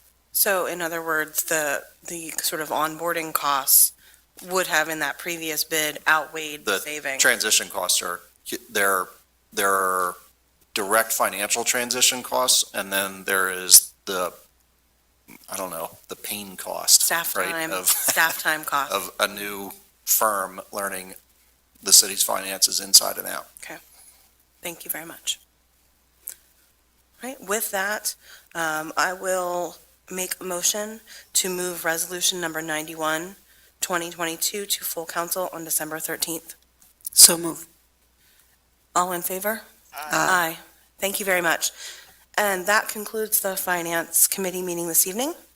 And we will go over to Economic Development. Thank you for your patience. Councilor Arroyo. Thank you, Council President. We have one item on our agenda this evening, a brief update regarding the American Rescue Plan Act funds that were received by the City of Lancaster. A portion of ARPA funds will be used to invest in community facilities serving Lancaster City residents. The investment will fund capital projects to support public programs, improve quality of life and public health, create economic opportunity, and promote equitable outcomes for residents. All proposals will be accepted via the Penn Bid Management site, www.pennbid.net, through 11 a.m. on January 23rd of 2023. We're also going to hold 3 virtual Q&A sessions for applicants that are interested. You can attend on tomorrow, December 6th at 11 a.m., December 20th at 1 p.m., and January 4th at 4 p.m. Information on how to join will be posted on Penn Bid, and you can also find it on the city's website. That concludes my update, Council President. Happy to take any questions from the committee, council, or the public. Councilor Roy, I do have a question, and I'm not sure if you would have the answer to this, or Mayor Sriracha, you are still down there. I did notice that there was a video that was uploaded to the city's YouTube account that may be related to submitting successful RFPs. Is that correct? Yes. Is that related to this, or was that for something else? No, it is related to this. It is basically a walkthrough of the component parts, and we worked with PFM to develop that so that there's clarity of instruction that is via video as like a primer to actually beginning the process of applying. Great, thank you very much. Thank you, Council President. Any other questions from council? from the public? Just what were the dates, December the 11th, January the 4th, and? Could you repeat all those dates and times? December 6th at 11 a.m., Oh, December 6th, 11th. December 20th at 1 p.m., and January 4th at 4 p.m. And these Now, are will for- all of these be the same thing? You only have to attend one of the three, or you need to attend all three? These will be Q&A sessions, so you'll be able to ask questions, so questions may differ based on who attends, but. general And how information much should be- money are they setting aside for the community of the ARPA money again? I'll defer to the mayor if we've finalized that amount, or I'm not sure if we. It's a minimum of $5 million. Minimum of $5 million. Thank you. And Sarachi? just because I was bringing it up, at cityoflancasterpa.com/ARPA, all of the dates and the link to the video that we mentioned one are there. also available there under, if you click on community facilities from that landing page. Mr. Soldreyer? Oh, I'm sorry. Tim Stuhldreher, One United Lancaster. I'm just curious with the projected use of ARPA for revenue replacement and with other commitments, we're getting up to the total that the city has received. One option would be to refinance the Stony Battery Road property purchase, which would potentially bring back as much as 5.9 million. But I was wondering, does the city have any other potential uses for ARPA in mind, or will the community facilities be essentially the last big chunk allocated? I'll defer to the mayor for that. But my understanding, this would be the last RFP for community projects, but I'll defer if there's anything else in the pipeline that we're thinking about. We are engaging in a project with the School District of Lancaster related to childcare, and so there's some potential there, but we're not through that project yet. We're having some other internal conversations about how we can support small businesses through marketing and promotion for our neighborhoods and downtown. But those investments would be in partnership with other funds. And so the ARPA dollars that may be requested from, to council would be only if we are able to get some additional grant dollars to go with them and/or partners to come along. So it would not be the entirety, because as you say, we are getting near the top end. But there is the Oyster Point repayment, Mr. Stolzier, that you brought up. That is also something that council will need to consider in terms of its utilization going forward. We're trying to do this one bite at a time.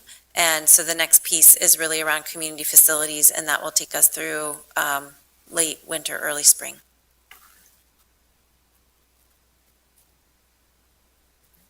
Thank you. Any further questions from the public? I have one quick question, if I may. Councilor Diaz? Can you give me a definition of what exactly are you referring to when you say you're going to give the funds to community organizations? Or I just want kind of like a clear, simple cut answer, not an extensive definition, just something clear. I believe the RFP was sent to you, and it includes a definition of community facilities. I understand that, but the community, Yes. there are people that watch this video that don't have internet, that don't get the emails, that would like that definition. Is it very complicated? No, it's not complicated, Councilor Diaz. Would you like to answer that, Councilor Arroyo? I could take a stab at it. So the RFP is geared towards investing in community facilities. So the owner of the facilities could be a nonprofit, could be a developer, doesn't necessarily define who the owner has to be, as long as the community facility actually invests in these noted qualities around public programs, improving quality of life and public health, creating economic opportunity, and promoting equitable outcomes for residents. So this is geared towards the community facilities, not necessarily who owns it, if that's what you're getting at. Thank you.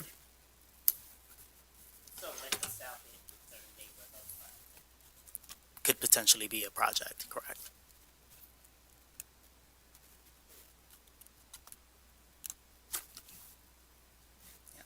Any other questions or comments? That concludes the agenda for the Economic Development Committee. Thank you very much, Councilor Arroyo.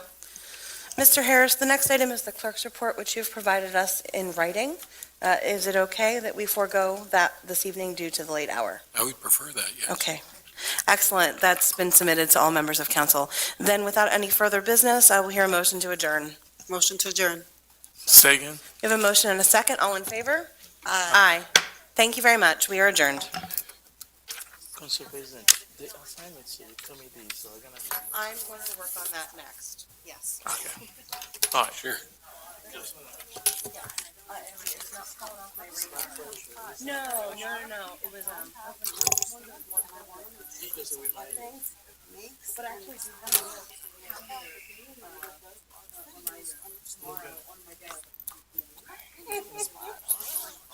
and if it's not on my calendar, don't do it.